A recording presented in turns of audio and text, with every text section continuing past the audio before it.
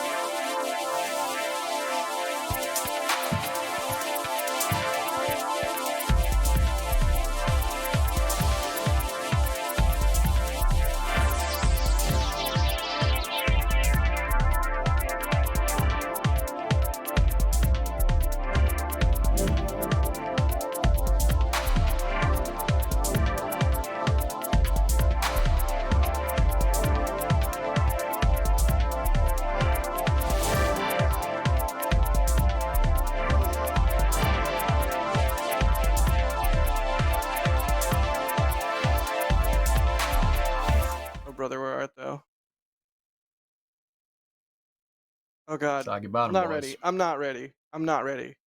Starliner scrubs. Polaris Dawn EVA get their big reveal. Starlink's revenue explodes. I guess I'm ready. I don't. How is this real life? Technique. Do it. Technique. Just make it happen. Technique. You do it.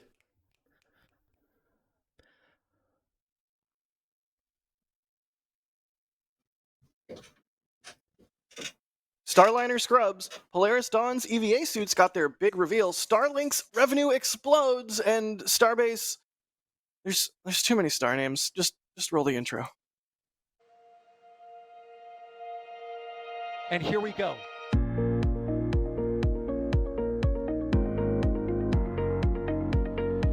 We have liftoff. Propulsion continues to be normal. R68 chamber pressure looks good. Following up. Roger, roger, Atlantis. Water towers fly! Yes! Tango down to nominal. Flighting downside at speed off. Bring in speed off. Off. It's orange! R45! Oh my god! Oh my god! Decollage. Look at this! Put that in the big bag, Eagle. 343 unfolds to go. Indeed. We rise together, back to the moon and beyond. This methane will be igniting in the flare, correct? Yikes. You good? We don't need any more of these.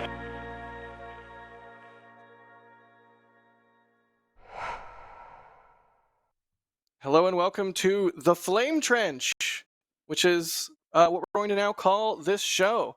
This is the new 3 to 4 person show that we do every Fridays. So we're not going to call it NSF Live anymore. We're going to call it The Flame Trench. And do the... That was a really cool animation Ryan made. Kevin, do the thing. Do the thing. Yeah, it's EJ. EJ, look at the thing. Look at the thing. Look at the thing. Yeah, no, I see it. Kevin, no, Kevin, it's do it. good, man. Do it again. But- Yeah. Where did? Oh, So there you go. whoa. The show is now The Flame Trench. Well, again, it's our Friday casual show where we discuss space topics, sometimes get a little spicy, what have you. NSF Live will remain the name for... Yeah, I love that transition. NSF Live will remain the name of our interview shows with guests and the museum show and things like that. So there you go, a little bit of housekeeping. Welcome to The Flame Trench. Thank you for everyone who provided input on the name. But as always, we have our cast of cronies this week. EJ, how are you doing, bud? What's it like being out at Starbase for a ship roll? Oh, it's great. I'm out here and the ship is moving. Yeah, which ship is that, EJ? It's the one with the numbers. Right. Maybe like a 3 and a 0? Is it 30? I don't know. Yeah, It it's was on 30. that was on Pad B the other day. Did they move it back? Yep, they just... You're the one that's actually there, man. Yes, Just saying. they moved 30 back. 30 is just got back to the production site. I joke in the intro there's too many star names, but yeah, Starbase has been a hive of activity. So all kinds of things moving everywhere, which we will talk about. But also on today's show, we have Sawyer. Sawyer, how you doing, bud? Oh, hi.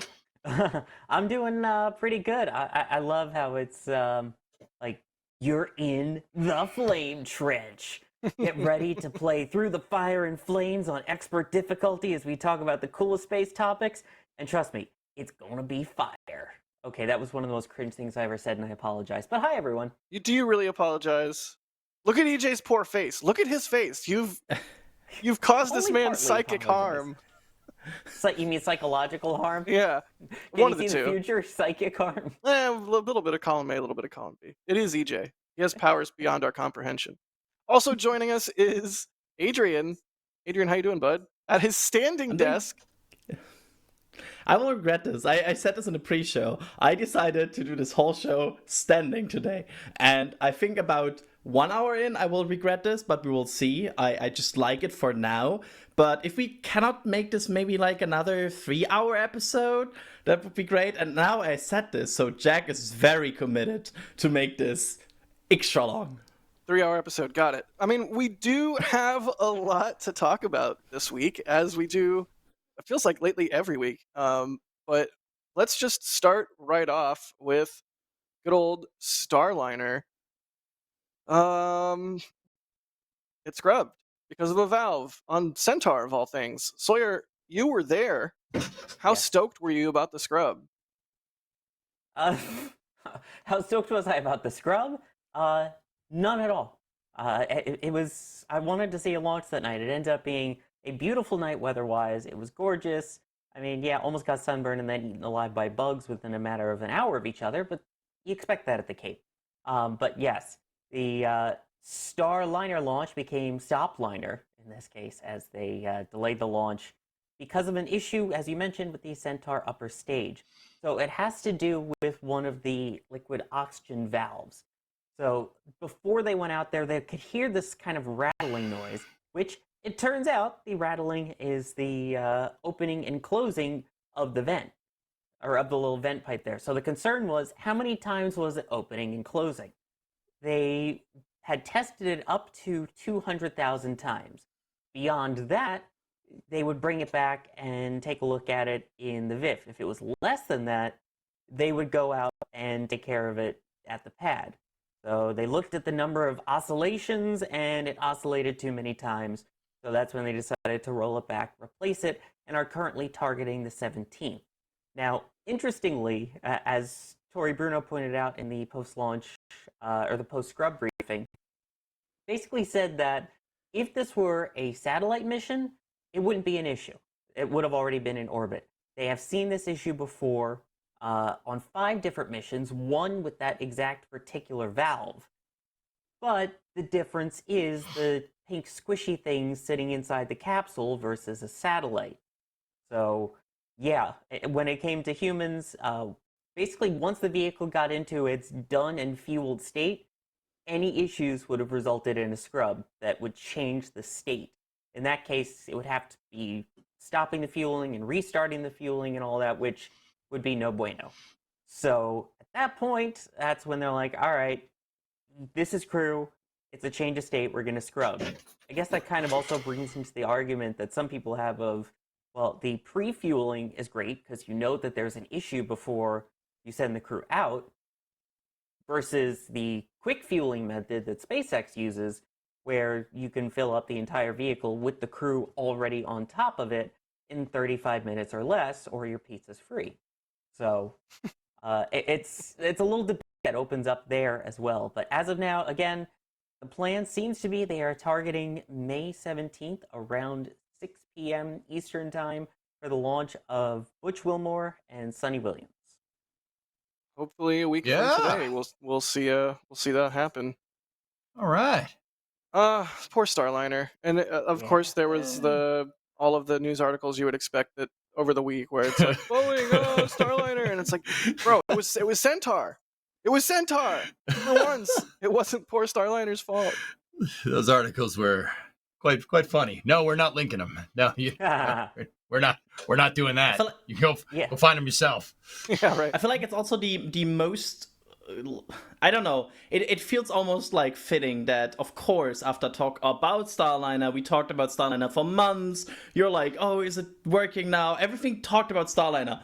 And of course, it's Atlas. Like, the moment we focused all of our attention on that capsule, we should have known. I feel like we should have known.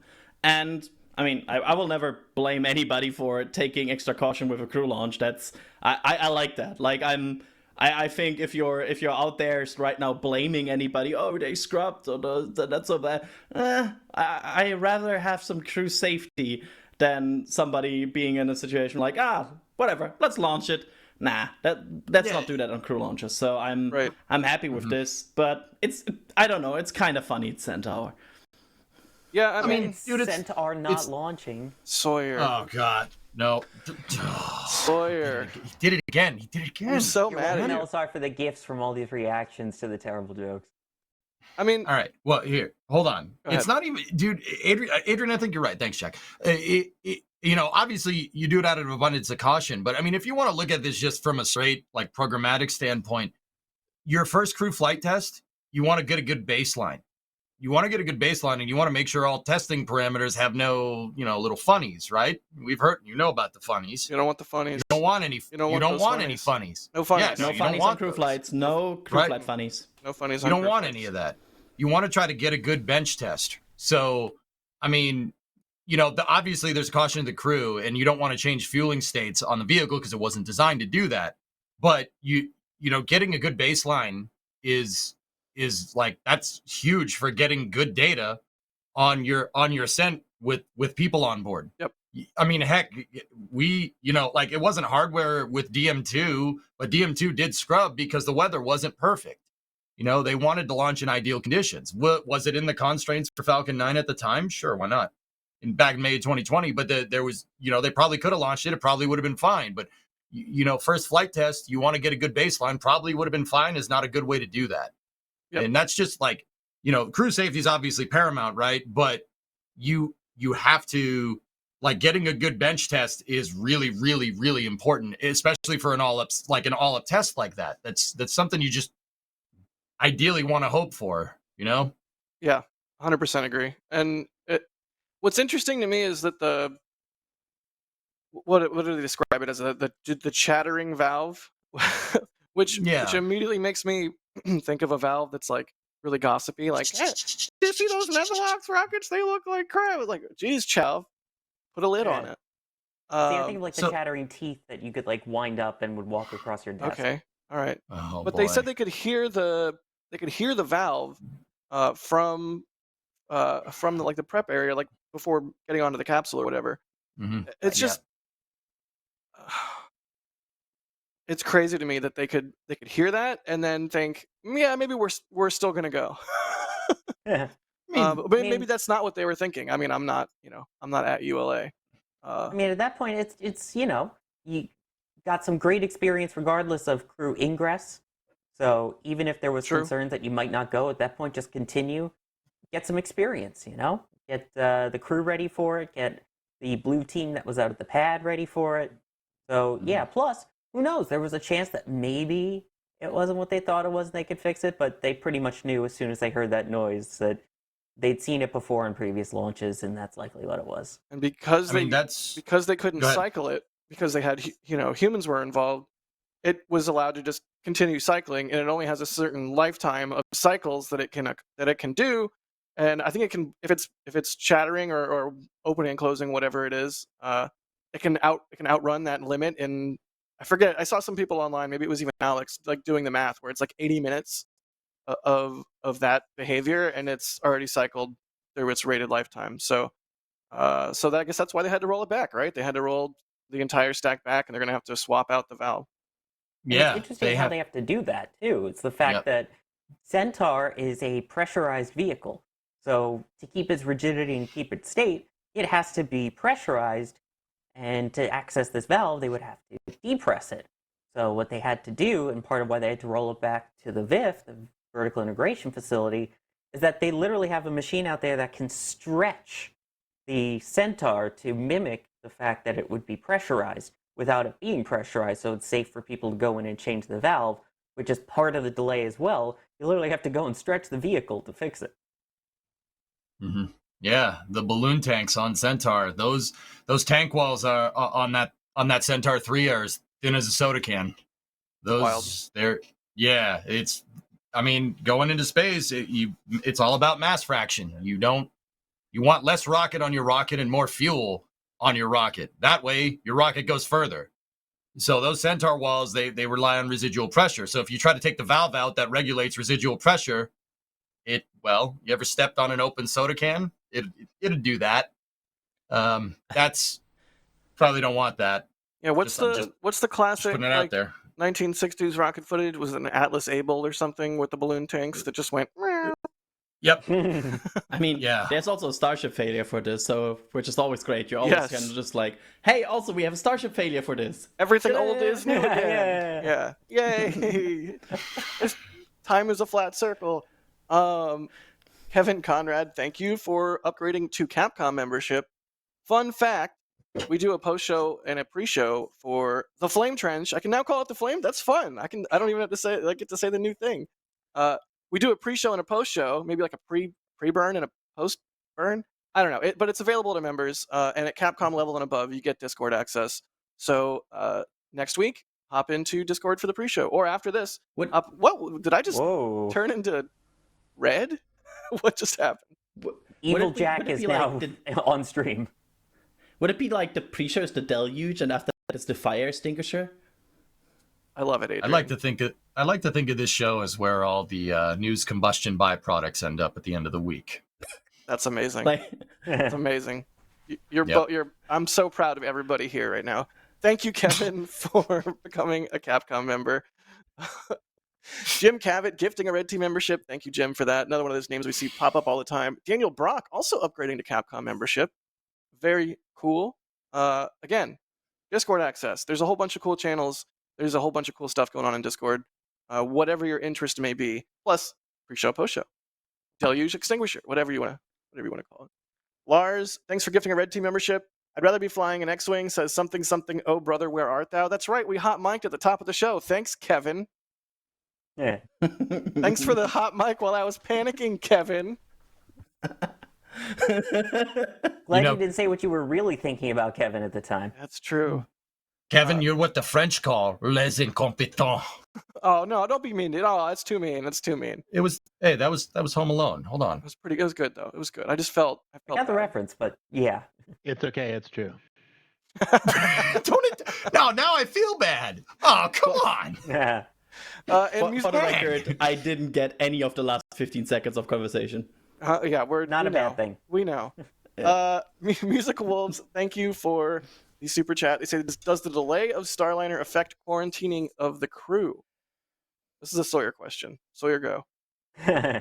It does, yeah. I mean, there's a set amount of time that they have to be quarantined ahead of launch. Let's say in case someone from their family gets a cold or something, and then they get sick with it in orbit, and then give it to everyone on the space station, and then who knows what happens to it in zero gravity. So they try to be extra cautious with that. That's why you still see the people out there with the masks, even when they're waving goodbye at the Astrovan 2 Electric Boogaloo.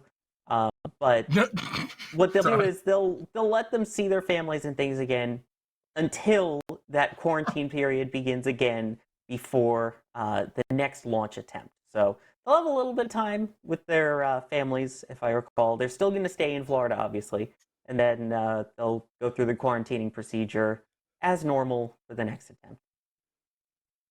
Makes sense. Mm-hmm. Yeah, didn't they try that once? Not quarantining the crew, and then they got sick on orbit. That didn't end well. Yeah, that ended poorly. I love that testing though. Like, I love that they went all the way through testing and were like, let's test this. Test failed. Well done. Yeah. What's the worst I don't know about you guys. Oh, it happened.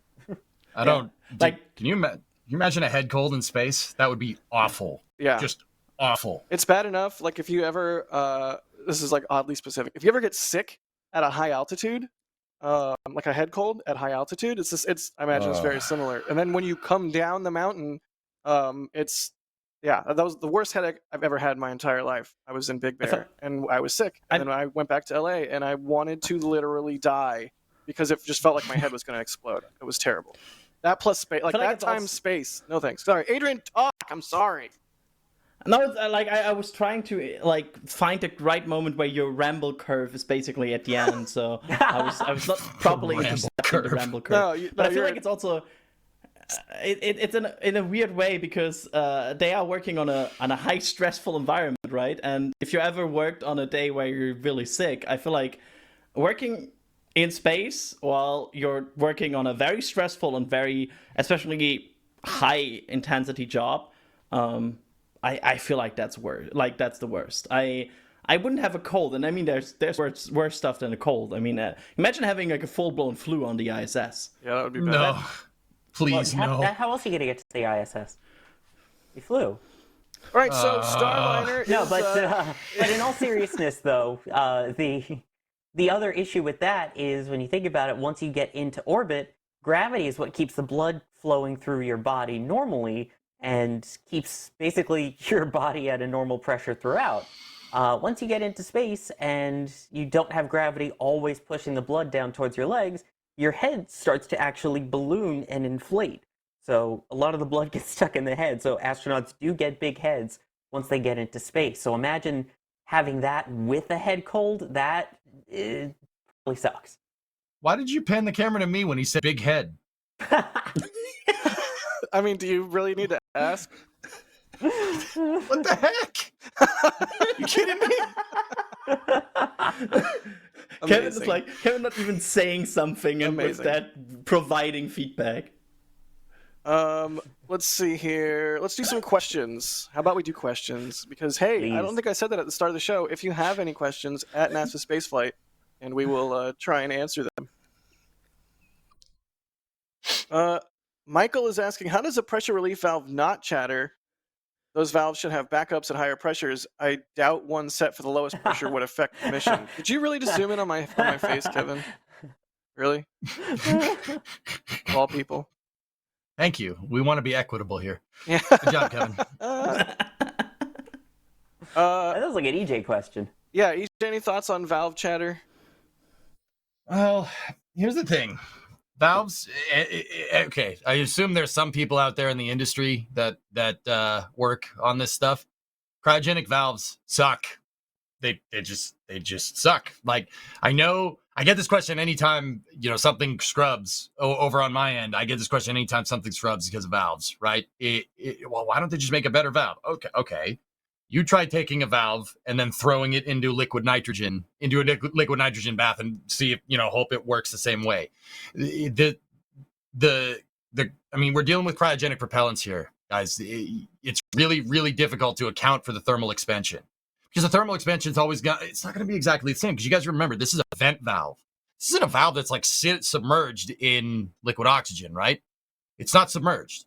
On one side, you have ambient, and on the other side, you have the pressure from the tank. You're talking about a very, very big thermal differential here. So one side of your valve is super hot, the other side super cold. That's really, really tough to account for. And so sometimes the valve ends up chattering because it can't decide whether it should be open or whether it should be closed, right? That's why it chatters. Like cryogenic valves are really tough. They're really tough to get right. I mean, we saw a similar type of behavior with SLS with those hydrogen leaks when they were trying to initiate fast fill. A slightly different thing. Also, they were dealing with hydrogen. Hydrogen sucks. It's really efficient, but it's really, really, really, really tough to deal with. Yep. But I would dare I say the most annoying molecule. Yeah, hydrogen is And I say like that molecule thing you 'cause want, it's- but you really shouldn't get, right? Yeah, yeah, right. All right, well, Starliner. Alex. Sorry. I think we're all, not. We're not trying to be. You're not wrong. We're not trying to be downers about it. We're trying to launch humans safely. So. And once again, like, I think it's important to just reiterate, like, the chattering is something that they ran into before. They had experienced chattering. It was known and understood behavior. So because of this, like, if they wanted to change fuel state on the vehicle, you could have just cycled it, slight depress, slight top off with your liquid oxygen, reinitiate the topping cycle and go. Sawyer Bruno said, as Sawyer said this too, Sawyer was paraphrasing, Wayne Gretzky, Michael Scott, miss 100% of the shots you don't take. Sawyer was, were you at the press conference, Sawyer? First of all, yeah, you were there, right? No, I was on the ride home at that point. Oh, well, that's good too. Anyway, Sawyer Bruno said, like, this behavior had been experienced before. It's a known mode for that valve, and they've cycled it in the past and launched the thing right up into space. But there's this thing about changing fuel states when people are on board. So fueling is one of the most dangerous parts of a rocket launch by a long shot. It's very dangerous because, once again, cryogenics, you're changing a lot of things really, really quickly. In a SpaceX case, with the load and go, that's why when people are on board, they have that launch escape system primed and ready to go just in case, right? But if it's something like Atlas V, Atlas V is 2 decades old. Load and go was like a pipe dream 20 years ago, right? It wasn't designed for that. So you don't go and say, oh, let's rate Atlas V. Let's rate a Centaur for load and go with hydrogen. That's really not smart. It's fine. Just go change in the fuel states. What could go wrong? Right? I'm literally just imagining like an engineer on a gantry at the pad, just like. Just change it. It's fine. I'm just gonna go tighten the valve. It'll be good. When did the engineer turn into Harry Carey? Hi, the Centaur is low on fuel. Would you fill it? If you were a rocket in low Earth orbit, would you boost yourself? Is the moon made out of cheese? If it was, would you eat it? Cubs win. Sorry. Adrian has no idea what we're talking about. Yeah, that's the best no part. idea. Can I be annoying though for a moment? Sure. So at some point there was probably a meeting between Boeing and ULA, right, about this mission. They talked, right? They talked. I would hope. So, and I bet at some point the question came up: are there previously known issues about Atlas V that we should talk about, right? Did they just hope this doesn't occur? Like, did they just basically sit there like, yes, we observed this before, let's just hope it doesn't happen? Yeah, And that's an hope's interesting not a good question. idea. Mhm. Like, That's not a good way to do I that. wonder if they like, because they know it happens, right? Was there always the basically the flow chart? If this happens, scrap. Like, did they, because they for sure talked about this, right? They understand this vehicle. They understand these potential problems. So they're always like, oh, this just means to scrap. We don't know how to prevent it, and just to be annoying here. I know it's a small part, but maybe, I don't know. That felt a bit weird for me. Well, Wait, maybe wait, they wait. could have done a wet dress rehearsal to see if that would have fixed it. Oh, wait. They couldn't, thanks to the question asked on the phone by our own Ryan Caton for NSF. Oh, you beat me to it. I was going to say our very own in-house cartographer, Ryan Caton, was on the call and got that answer from Tori. That's it. That's all I had to say. That's all I wanted to say about that. Well, I mean, so Adrian, it's like I was saying before, dude. Sawyer said that, and Sawyer was quoting Tori Bruno. They had encountered this before. It was a known failure mode that happens with the valves, and recycling the valves in the past has been a good idea. But like I said, there's this thing about changing fuels. You don't put the rocket through transients when people are near it. Even SpaceX is really, really careful about that by making sure that Dragon's launch escape system is good to go. Starliner is not equipped with something like that. You know, they're not. The whole thing was not designed for load and go. And if anything, they probably designed it around, loading the propellants and then getting the crew to it, because that's their fueling procedure. Changing fueling procedures around on a rocket usually doesn't end. That doesn't end well. And honestly, sending it would be very like they probably would have sent it if it was just a payload, if it was just a regular satellite. Don't worry about it. But since there's people on board, you got two souls on board. Don't roll the dice like that. That's I wouldn't do that. Right. I fully agree, by the way. I just want to say for the record, what I found interesting, and I'm not sure if this question was anywhere asked, they said they observed this before. Did they observe this on one Atlas before? Did they observe this on... Five launches, but one in this exact spot. So that means it could happen more, right?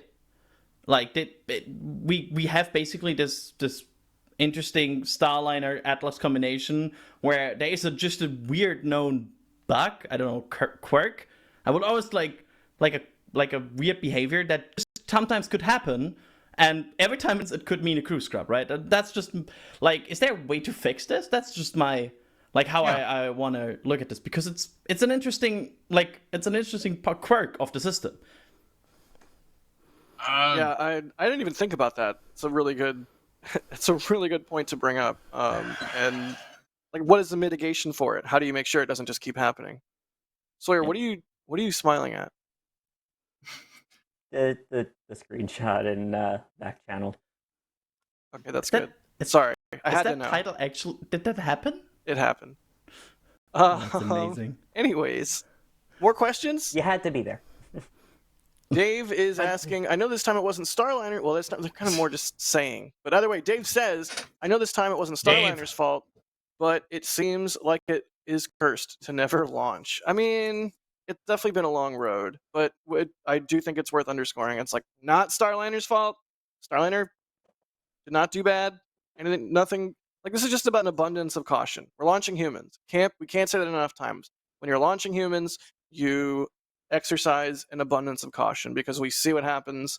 We've seen what happens when complacency rules the day, and that's like, you just don't mess with that. And it's worth noting that the paths between by the way, Jake's here. Jake! The path between SpaceX and Boeing's path was really tight. I mean, they both did their first test flights in 2019. They got the contract around the same time. They did their abort tests, their first uncrewed flight tests around the same time. It was just kind of then where they split up. So it seems like it's such a huge difference between the first operational flights of Crew Dragon versus the first operational flights of when Starliner will be next year. We're talking 4 years here. That's it. Dude, I'll say it once, I'll say it again. I get it. Everybody likes to rack on Starliner because it's taken so long. But if you look at the grand scheme of things, it has not taken long. I think the real kicker here is that with the Starliner program, I say it's inexperience, and it's not inexperience. Don't confuse inexperience with incompetence, right? What I'm trying to say is like, okay, when's the last time Boeing designed a spacecraft? This isn't a knock. Like, believe it or not, it's not a knock at Boeing. Boeing acquired companies that made spacecraft. Boeing acquired Rockwell in 1993. And Rockwell made the shuttle. Oh, Yeah. They had the best branding. They had the best graphic. Everything Agreed. Rockwell. Oh, God. Saul Bass designed their logo. Like, Rockwell. Sorry. I love Rockwell. Oh, Please dude, continue. you're a man of taste. I really appreciate it. Rockwell's logos are amazing. It's like, and they made some pretty cool stuff. The Bone space shuttle. Right. And before that, they were North American, right? North American made the CSM. Starfighter. All kinds of things. So, okay, let's just get some bearings here. North American made the CSM in the mid 60s, first flew in 1968. Okay. Then Rockwell, after they changed to Rockwell, right? And they got the contract for the shuttle in 1972, and the orbiter first flew in 1981. So that was the last time an entity that was even associated with Boeing built and tested a spacecraft. Right. That's what I mean about inexperience. It's not necessarily that they don't have like the institutional knowledge. It's like, okay, when's the last time Boeing built a capsule? The answer is 50 years ago. If you count North American as Boeing, I'd say that the reason why SpaceX seemingly went so fast is because they had the experience with Dragon 1, which once again isn't a bad thing. Like we as spaceflight fans, we all want to see this stuff fly sooner rather than later, right? Nobody wants to sit here and wait for 10 years, right? But if you look at kind of the grand scheme of things, that's how long it's taken to make Starliner. And guess what? It took the shuttle that long.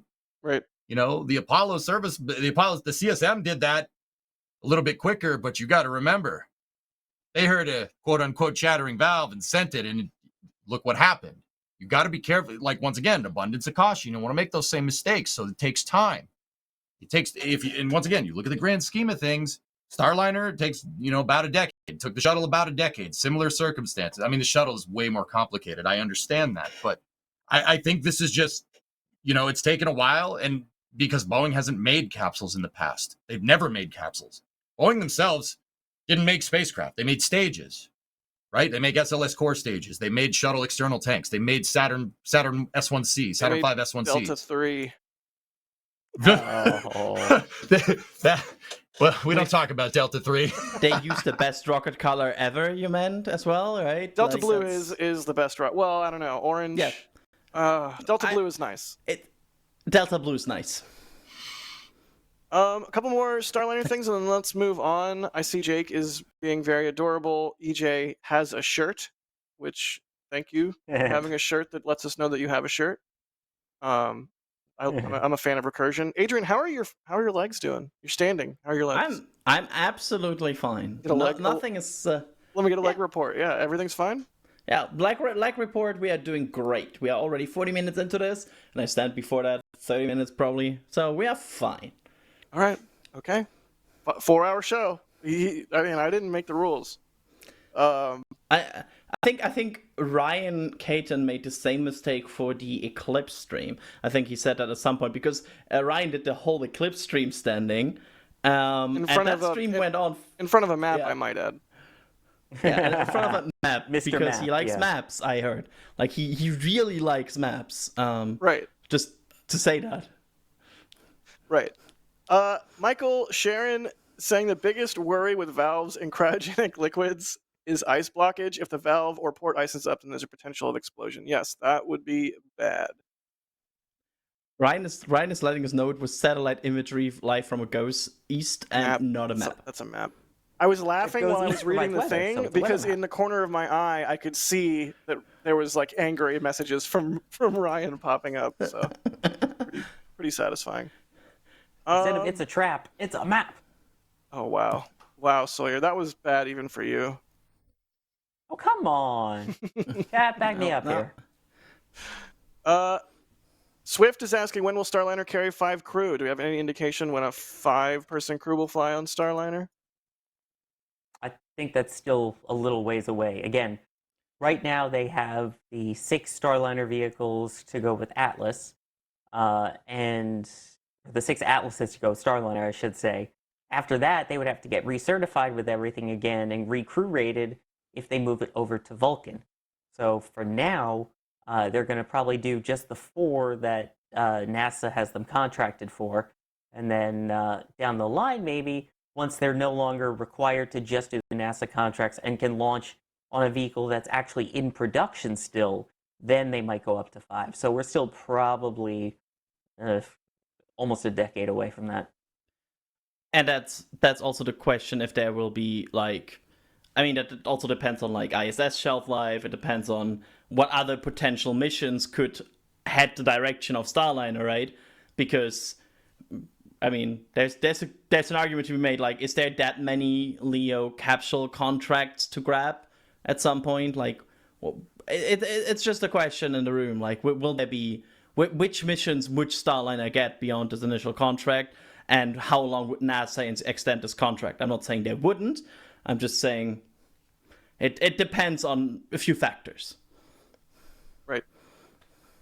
All right. Well, let's move on to our next topic. How about?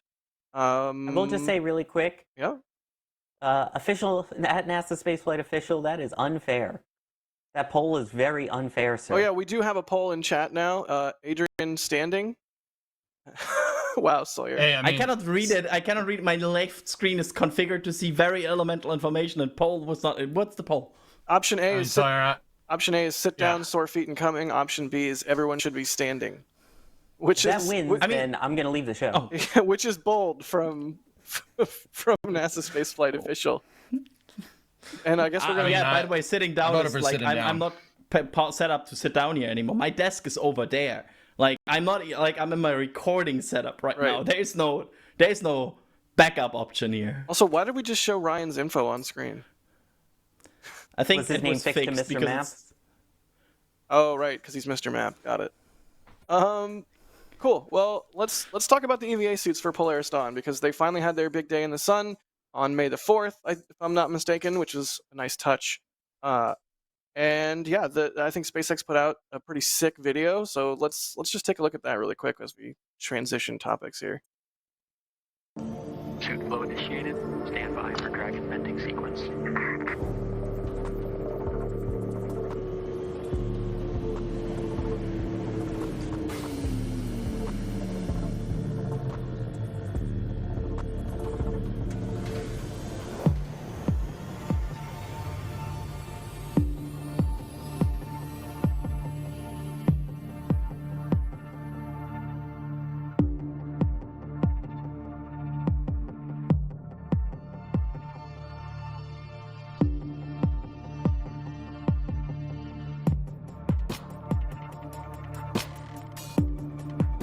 SpaceX is go for EVA operations. Suit flow initiated. Nice. Super good video. Like, if that doesn't get you hyped up for Polaris Dawn, I don't know what's wrong with you. So, yeah, I mean, the EVA suits look a lot like the IVA suits, but a lot of small tweaks. I think the two coolest things to me right off the bat were the in-helmet camera that I think Jared and one of the other crew members will have. So we'll have like the first. There you go, right there. I believe Sarah's the other one that has it. Thank you. So yeah, the first-person views we'll get from that hopefully will be so cool. I particularly hope that they do one like during launch. I doubt we'll get that, but can you imagine it like a first-person perspective of sitting in a Dragon during launch and like stuff's shaking and you can see the displays? Like, how cool would that be? Really good idea with that camera. And the other thing that really like struck me just during the announcement and the press and everything was the heads-up display. How have we not had a heads-up display in an EVA suit yet, or have we? And I'm an idiot. Like Well, it's just I can tell you part of I the don't think we reason. have. One is because one is made by NASA, and the other is because the other's made by Roscosmos, and they don't really want to change the Sokol suits. So yeah, that's probably why. makes sense. So yeah, that was a really really cool announcement, and I mean, I don't know about all y'all, although I can bet everything Jared and the Polaris program are doing is just it's inspiring. It makes me so happy to see, and I could not be more excited for Polaris Dawn. It makes me nervous though. um, Really? in a good way, because he's pushing, like he's not doing like every day just joyride kind of missions where Right. it feels like, oh, this has been explored, everything is good, right? Right. It's an EVA by a private person, like that at least the dragon modification, everything, debuting a new suit, that's nervous is such a strong word, but it's certainly a very exciting mission. Yeah, and I'm looking forward to it. But it's one of these like demo 2 missions where 3/4 of me are very excited and 1/4 of me is like slowly nail biting. Like that's the about my cut here. Yeah, that's completely fair. And there's so many layers to Polaris Dawn that are crazy isn't the right word, that are ambitious. And it's not just about the EVA, although even the people that don't go outside of the cabin, like the cabin's going to be completely depressurized. So, they're not floating around in free space, but they're still sitting in a completely depressurized cabin, which is nuts. But also, Polaris Dawn is going to be flying to a crazy high apogee at the highest point. I think it's like 1,400 kilometers, if I'm not mistaken. It's a long way. So they're going to be going like through, or they're going to be dealing with like extra radiation from the Van Allen radiation belts, and during the first 2 orbits, they fly through the South Pacific anomaly, which will give them the majority of their radiation dosage from the flight. But anything that flies through the Southern Atlantic anomaly, is it Southern Atlantic? I thought it's Southern Pacific. Yeah. No, SA, you're right. Okay. So yeah, anything that flies through that, you should like get a special patch. Like how when sailors like go across the equator, like they get the dolphins or whatever. There's traditions related to that. There should be a tradition related to the anomaly. Anyways, there's a lot going on with Polaris that is ambitious beyond just the EVA, from the insanely high orbit to the Starlink communications to the Southern Atlantic anomaly. So yeah, it's an extremely exciting and ambitious mission, and I get why you say that, Adrian. EJ, what are you thinking? What's on your noggin? People want to know. Pizza? No, sorry. I mean it is, but okay. So Polaris Dawn. Here's the thing, guys. We want to push the boundaries. If we want to push the boundaries, guess what? Anytime you get further and further away from low Earth orbit, these missions get pretty ballsy, to say the least. I mean, it's a ballsy mission, but and there's always risk. There's always going to be risk. I mean, depressurizing a spacecraft is no joke. That's not just like flip the on-off switch. All right, we're good. Right. That's something that needs to be you got to be very careful with doing that. I mean, if not a lot. I mean, I wasn't around. Jack, I'm pretty sure you weren't around for the Gemini program, but nope. If you really want to see why we know so much about low Earth orbit and how it works and how to work in it so well. I mean, obviously, there's the 30 years of space shuttle that probably helps, but those Gemini missions are what paved the way to learning how to work and like how we know and learn how to work in low Earth orbit. Right. Some of these Gemini missions were absolutely insane. Yeah, didn't they have like isn't that where they had the little jet gun? Like instead of having a jet pack, or an EVA pack, they had like a little gun. It's just it was basically shooting like nitrogen, essentially, right? Oh, that's wild. More or less. But I was actually gonna say that. Sorry. No, go ahead, man. I was going to say, this actually feels like a mashup of 2 different Gemini missions. Because you have, obviously, the idea of the spacewalk now, the first private one, where you have one person that would EVA and one that didn't. In this case, instead, it's 2 and 2. And then the original goal, I believe it was for Gemini 8, which obviously didn't happen as is, but they were going to dock with the Agena and then raise their orbit up to Yep. 1400. Sound familiar? It does. Where Polaris is going before obviously coming back down. But that's why this really feels like a modern day Gemini mission. Yep. Yeah. Yeah. Absolutely, dude. I mean, these missions take some stones. It like just like the Apollo astronauts and the Gemini astronauts of yesteryear. These are crazy. Crazy missions, but we want to blaze our own trail. This generation of people want to blaze. We want to blaze our own trail like this. We want to distinguish ourselves from the Apollo astronauts, right? Like even the whole Artemis program isn't flags and footprints. This is the risk that you take.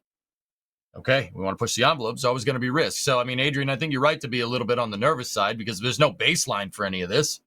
I mean, the Gemini program? Okay.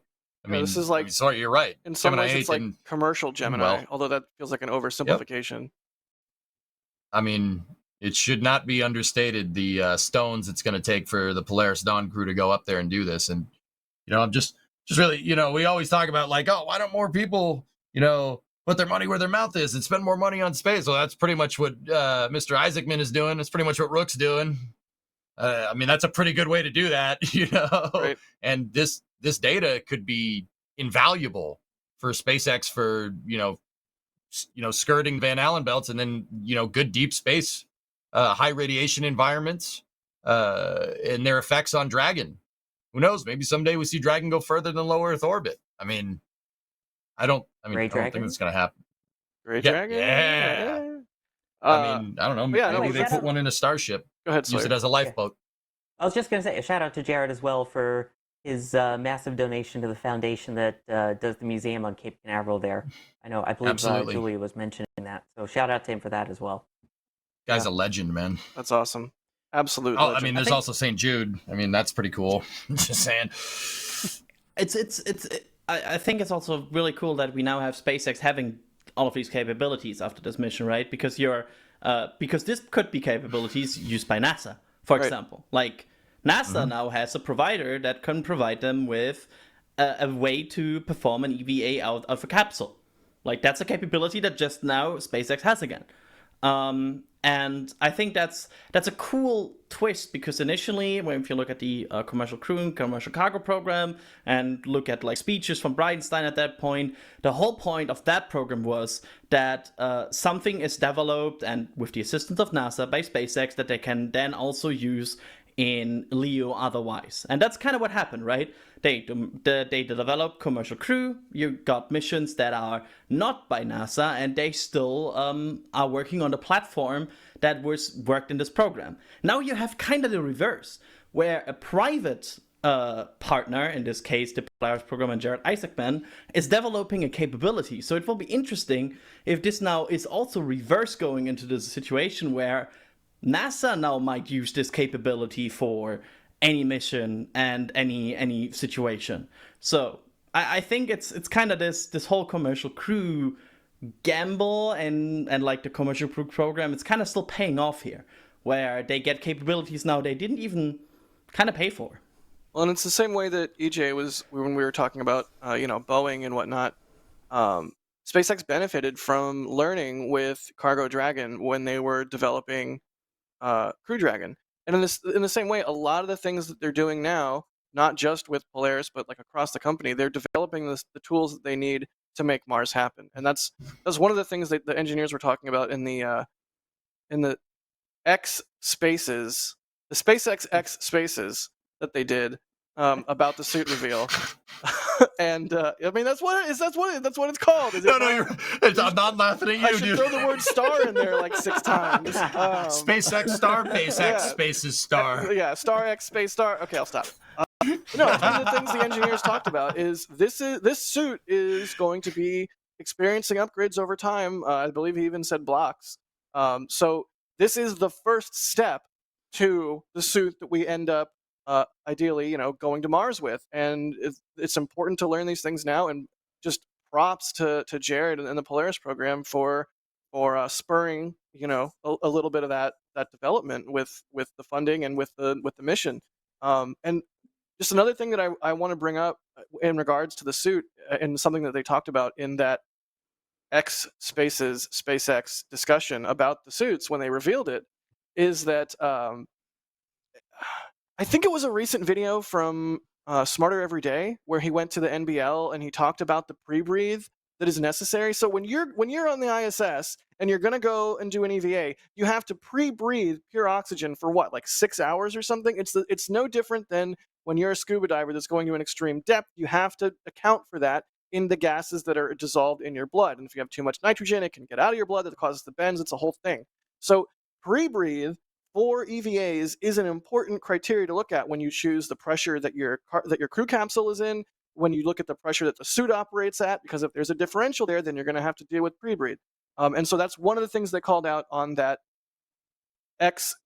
SpaceX Spaces, where they said, we're going to basically vent down the pressure in the capsule over the first, 2 days of the mission, so that when it gets time to get in the suit, there's less of they're doing their pre-breathe over a longer period of time, basically. And I imagine just in the same way that they continue to evolve the suit, they will continue to evolve this whole pre-breathe aspect of everything and work out. It's almost like we need a standard. I hate to be that guy, but it's like we need a standard of, if you have a crew cabin, this is the pressure it should be at in order to be operable with this pressure of the suit. Because what you want ultimately, right, is a zero pre-breathe suit. Is a suit that you can exist in your cabin, in your spacecraft, or HAB bubble on the moon or Mars or whatever, and you just get in your suit and you go outside. You don't have to breathe pure oxygen for 6 hours or whatever. And so all of this is just like a little piece of the development toward a zero pre-breathe suit that we hopefully see on Mars. And if you haven't checked out that SpaceX X Space, it's really good. And I see a lot of people bringing up what to do next with it after they do this first spacewalk, which is to go back and save Hubble, which would be great considering we are just now in the 15-year anniversary since the final Hubble repair mission, STS-125. Only someone did and a if you video want to learn about more that. about that, Yeah. we have a video on the channel. I knew it was coming. Nice. I mean, these very expensive telescopes, they're crazy expensive, right? And it would be absolutely a shame to just don't be able to use them anymore, or even lack the funding to properly use them. That would be horrible, right? Oh, wait, hold up. Let me cook. It's completely unrelated to whatever you just said. How about a Polaris mission to save Chandra somehow? It doesn't even need saving, but how about we just fund Chandra?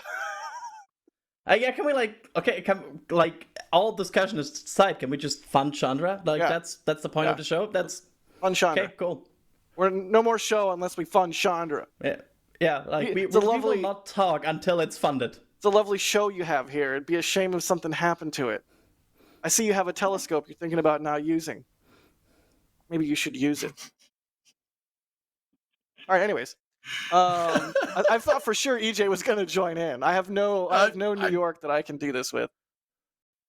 Wait, what? I'm not good at the... Anyways, moving on. Bideford, thank you for the support. I don't even know if I can read this on air. But no, Bideford. you're not a bad mom. You're a good mom, Bideford.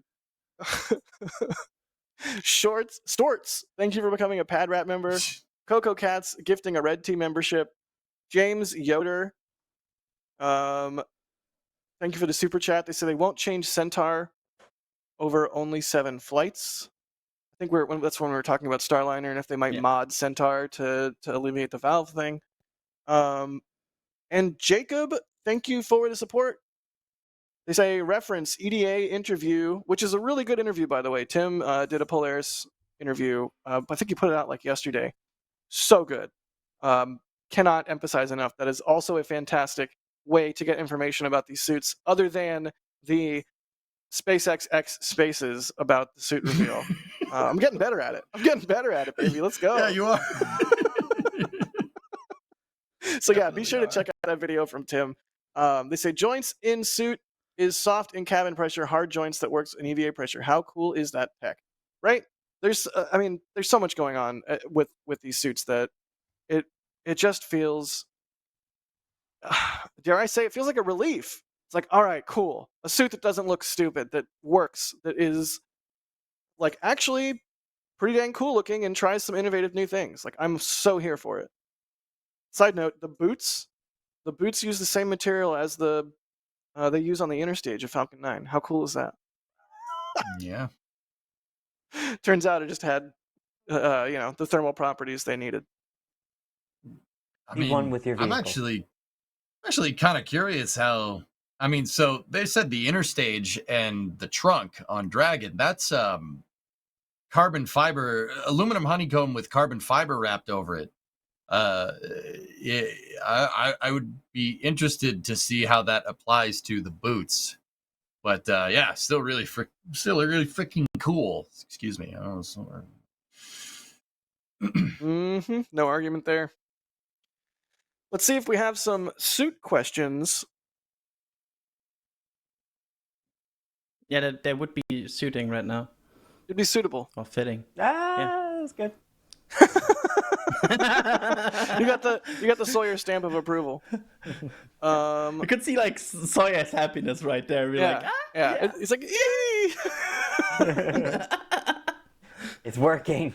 Witch Doctor is asking, why are only 2 of the crew going out on Polaris? Everyone has to suit up. Seems a little unfair that not everyone gets to get out. I imagine, I mean, I'm not a mission planner for this or anything, but I immediately think of tangle issues. Like, correct me if I'm wrong, but they're going to have umbilicals, similar to Gemini, that go back into the capsule versus being able to like free float with like a tether or something. Like, they're going to actually still be getting their oxygen and whatnot from the capsule. Or am I wrong there? I don't think. No, that's right. So for 2 people, 2 people, 2 hoses going back into the cabin, manageable, right? Hope like 4 people, 4 hoses. Just that's the first thing that comes to my mind. I don't know if anyone else has any thoughts. I mean, this is a complicated mission. I wouldn't send everybody out on the first try. That's just, I think that this mission is already risky enough, sending somebody out at 1,400 kilometers up. I think they're doing it at 7. I could be wrong. Okay. I mean, still, that's right. That's a long way up there. Right. That's really, really high up. So I think it's one of those things where you just don't want to take the risk of putting 4 people out. I mean, the umbilicals getting tangled is probably one of those reasons why that could be a little bit difficult. But yeah, I think that was. I mean, correct me if I'm wrong, dudes. Like, and chat too. That's what they did during Gemini. One person stayed in, and the other guy went out. If I'm remembering correctly, right? When they did EVAs, when they did go outside, one person stayed in the spacecraft. I could be wrong though. You're right. Yeah. Okay. Cool. Sweet. Can you imagine that though? Because of course 2 of the crew members going out there, right? They have things right now that they're doing. They're moving around, and then imagine, and that's probably my claustrophobic brain kicking in. Imagine sitting in this capsule on your seat, and right now there's no oxygen around you, and you're just sitting there breathing. Like I don't know. That feels like that feels like calm. Like, that's meditation area. That's like, okay, time to calm yourself. You're just sitting in a unpressurized capsule right now, just sitting, just sitting. It's nuts, man. It's a crazy mission, dude. It's a really cool mission. Mission. It's crazy. It's really in a good way. It's the good kind of crazy, though. It's this isn't the let's send it with a chattering valve crazy. That's crazy. This is a different crazy. Yeah, like when you say, oh, only 2 go out, the other 2s are they get the Ass Crazy award basically here as well. Like they're basically on the same level. They're still in an unpressurized capsule without oxygen around them in an EVA suit 700 kilometers above Earth. That's a same awards given. It's gonna be a great view. Just saying. It's gonna be a killer view. Absolutely. Yeah. Well, sorry, maybe I should use a different term. It's gonna be an amazing view. It's it's gonna be, and that's also one other part of the Polaris program. I'm really excited so far because they have shown some dedication to proper visual coverage, which means I am quite optimistic that we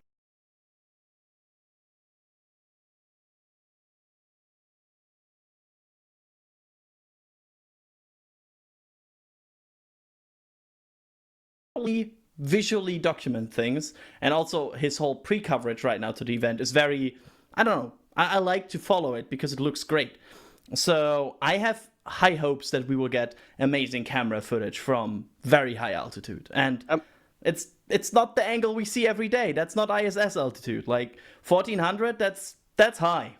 Yeah, that's gonna be really cool. I also, Adrian, appreciate the diligence with which they are documenting what they're doing, and the like these pressers and the SpaceX X Spaces, whatever the thing they did on Twitter.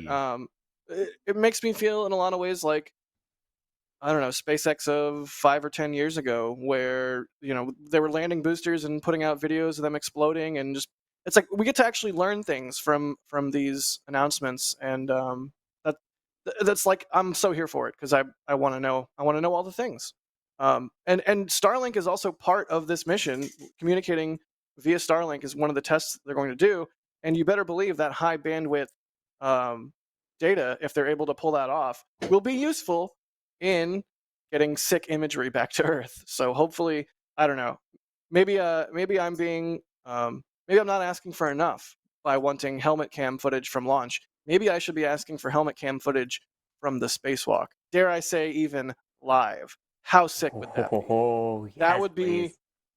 a turbo flex. Wouldn't hate it. Wouldn't hate it at all. Yeah, would subscribe. Certainly. Yep, absolutely. Would thumbs up everything. Like that's seal of approval. Right. We'd be ringing the bell. Absolutely. Yeah, absolutely. 100%. Oh, yeah. I would share it on X, no problem. Didn't they say during the spaces that sorry. Yeah, we got an echo on you, Kevy. I don't know why. Just own it. It'll be like it's a vaporwave I'll show. own my echo. But didn't they say during the spaces that they're also aren't they testing bandwidth and Starlink in space as well?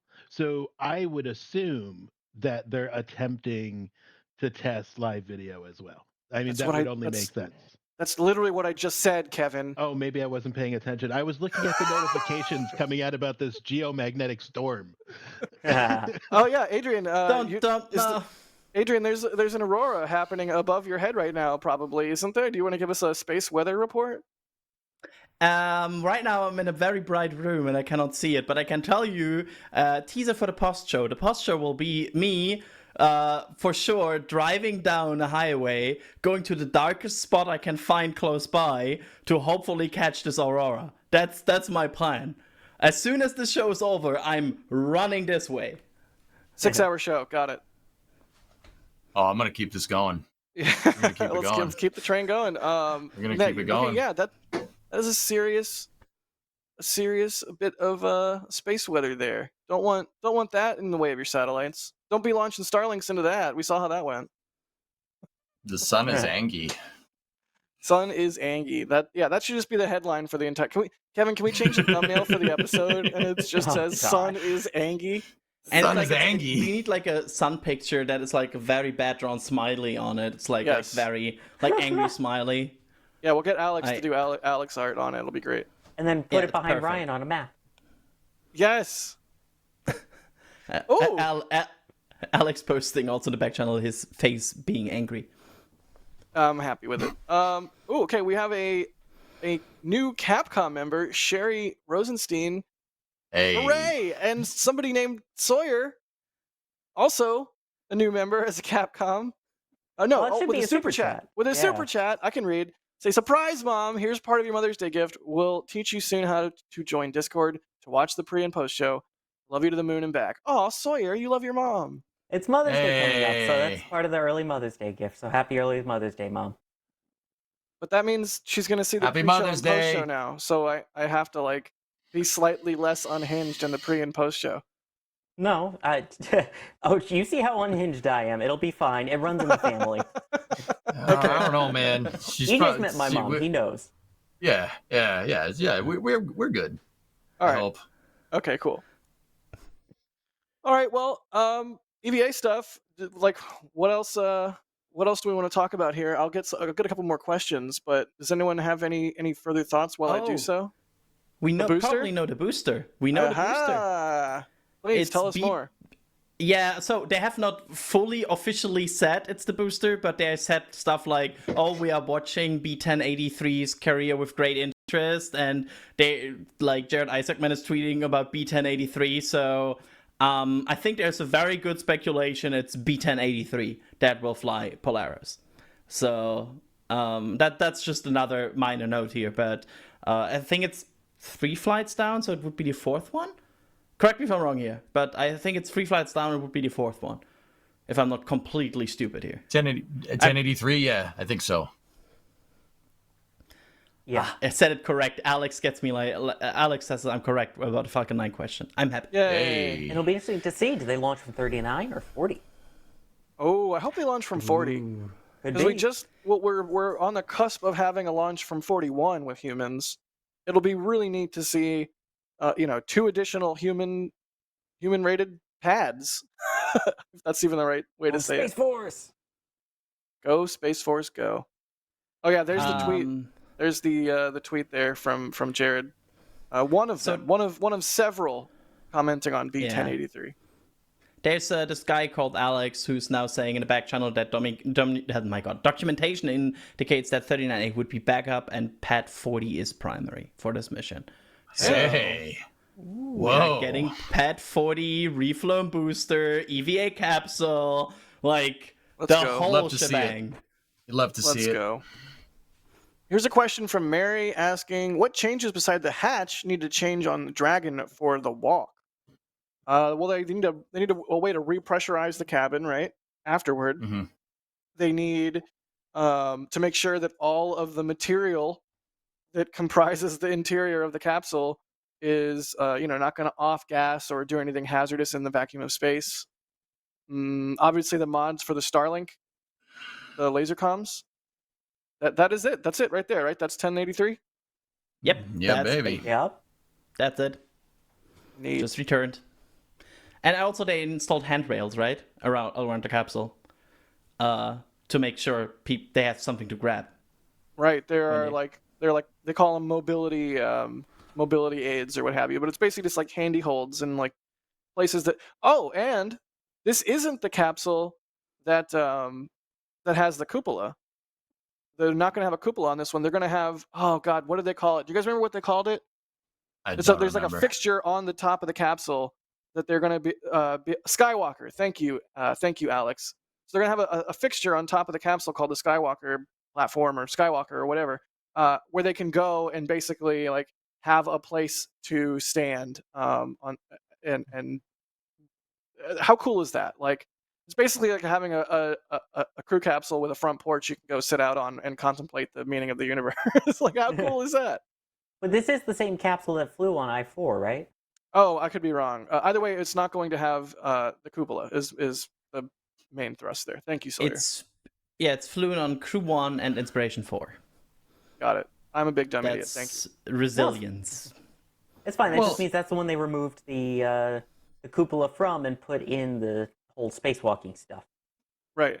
Does that mean like somewhere at Hawthorne or maybe at SpaceX and Kennedy, there's just like a cupola on a cupola stand, like you would put a hat on a mannequin head or something? Like it's just sitting there waiting to be used again. Somebody do another mission with the cupola. It's way too cool to just be sitting around.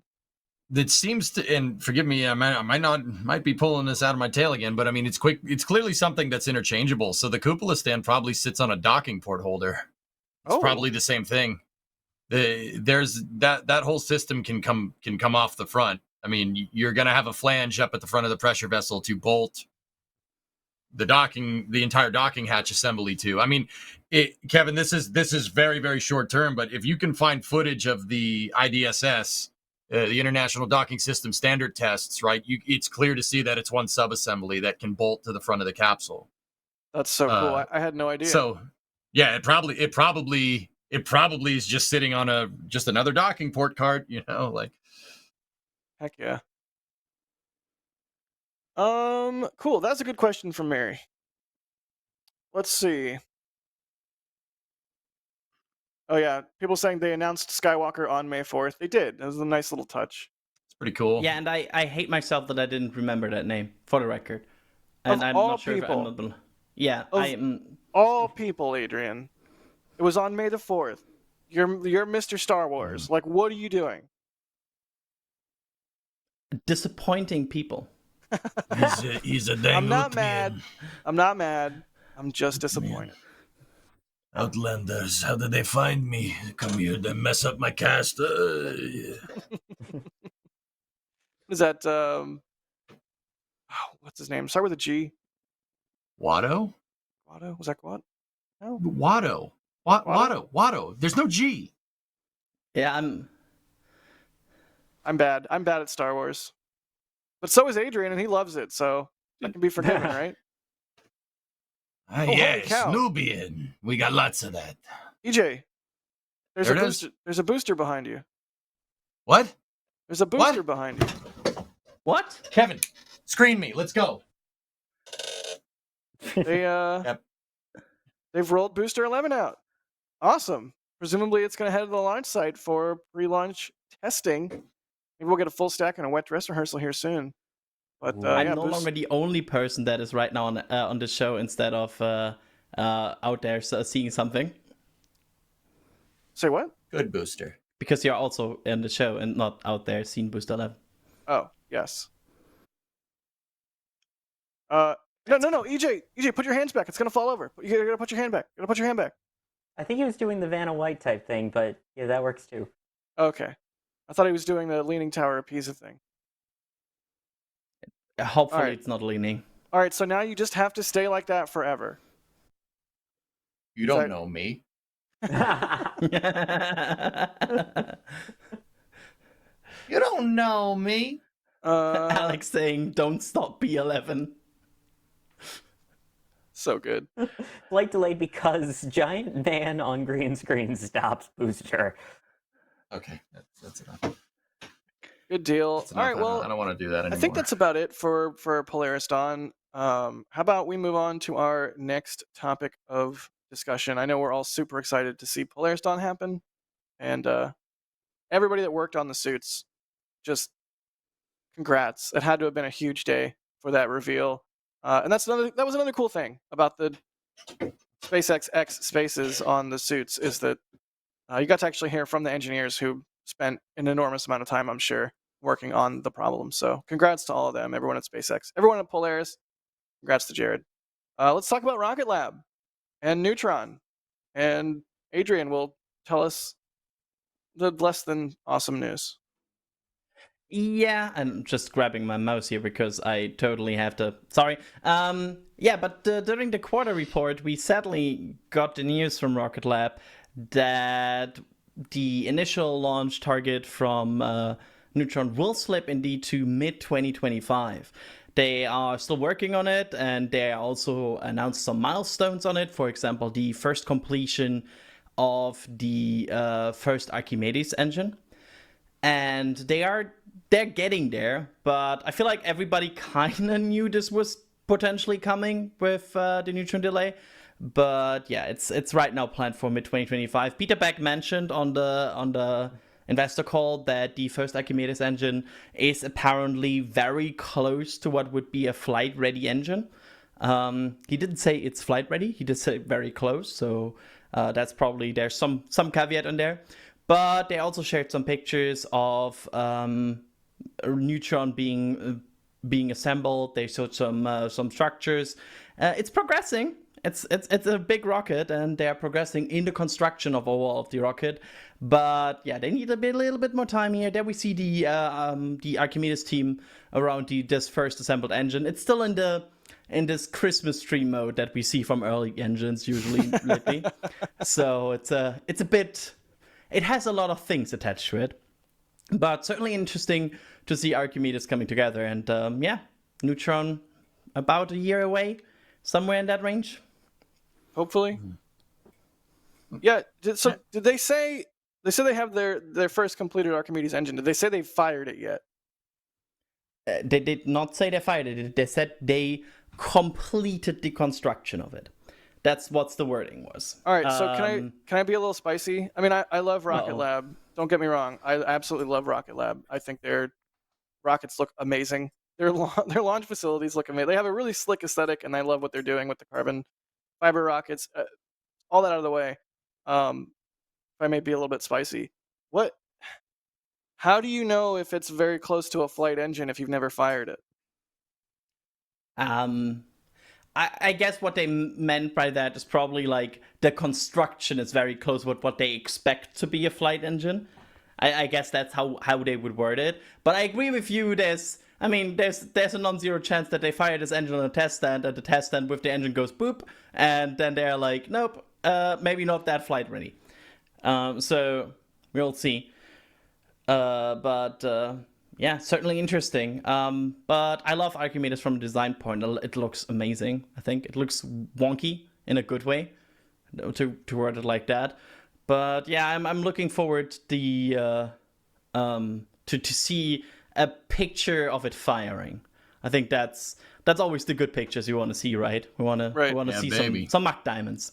They make us happy. I want to see what those diamonds look like. By the way, you said something like a Christmas tree. What exactly do you mean by that? I don't see any snow. Christmas tree, in referring to the engine, still has like you can still see a lot of piping and sensors attached to it. Okay. I think that came up a lot on, for example, these early Raptors that looked like this whole Christmas tree. I think at some point SpaceX even decorated one as a Christmas tree. They did. And then of course engines get sleeker and sleeker as engineers understand them better and make them a bit more streamlined. But overall, I think that's what I meant with Christmas tree. You can still see there's a lot going on this engine. I hadn't heard of that before, but I like it. And it's funny that's why we did that for our Christmas merch. That's a good idea. I see gears turning in Adrian's head, but we did. It's sweaters. It's funny because I immediately knew what you meant. I was like, right, yeah, Raptors used to look like an absolute rat's nest of wires and everything, and now they've just gotten progressively more and more clean. And I expect we'll see the same thing with Archimedes. But yeah, so everybody here knows how rocket development goes. It takes longer than you want it to take. Always. Every single time. So do we believe mid 2025? Let's just go around the horn. Adrian, I guess you can go first. No, that's my answer. Go to the next person. Sawyer? Sawyer? Oh, me. Sorry, I kicked me out. Mid 2025? No. End 2025? Very possible. Does Burger's rule or Burger's law apply? Kevin, stop spitting us. I can't. Yeah, Kevin, are you having fun? I mean, it's remarkably distracting every time he cycles us around. Oh. Because you said go around the horn, so he literally spun us around We're the horn. literally going around the horn. Wow, Kevin. Give us a pun token for that one. That might have been the counts. worst pun ever. And that wasn't even me. That was a visual pun, too. Yeah, you know what? 2 pun tokens now. Yep. Pay up. Watch him pop up over EJ's face now. Yeah. Sorry. What were you saying before you got distracted? I was saying, I think, again, mid 2025. I agree. I don't think so. Depending on how engine testing goes, maybe the end of 2025. Because you've got the work that's still going on out at Wallops too, to keep in mind. In addition to all of that, getting that pad ready and set to go, getting all the engines and everything tested and set to go, getting everything manufactured. I mean, yeah, you've got some of the experience with Electron, but we're going from something that's a small sat launcher to something more Falcon 9-esque. So that's why I think, assuming engine testing goes well, end of next year is very possible. Hopefully. I mean, EJ, you gotta weigh in, my guy, my good guy, my good chum. I mean, they could get it done by the middle of next year. I mean, yeah, I mean, I'll be devil's advocate here. I think it's doable. They're not now. Rocket Lab has experience with composite pressure vessels. They have plenty of experience. They're arguably the foremost expert on the stuff. I mean, it's their propulsion. Propulsion is always going to be your long lead item in rocket systems engineering every time. It's by far the most complicated thing to make, and it really depends on these tests, how these tests go. Rocket Lab seems to have pretty dang high confidence that their analytical model on their Archimedes engines is good. And you know what? I'm inclined to believe them because Neutron's whole thing is that it is massively underrated, like analytically underrated. So I guess that's the right way to say that. The engines, these Archimedes engines, they're not pushing them to the maximum. In order to make a more favorable engine that can survive reuse, the engine's very conservatively rated. So their analytical model should be pretty spot on. I think the engine's going to work. They basically designed an engine that's supposed to make 2,000 kilonewtons of thrust and made it have half of that. I mean, that's not right. I think it's like 700 kilonewtons or something. But the engine is rated to be like double. They're operating. Their 100% of rated performance is like theoretically like half of what the engine can take. So, they're not really pushing the bounds of material science here. I think that they'll be able to get it done in time because of this. They're going to get it done faster than you might think. I hope you're right. I think everybody here hopes you're right because, as always, more rockets earlier would be cool.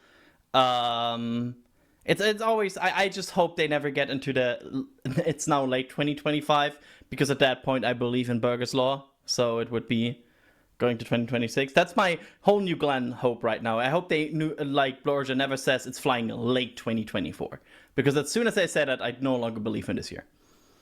Right. I don't think this year that's a real tall order. Yeah, no, definitely not. Let me believe.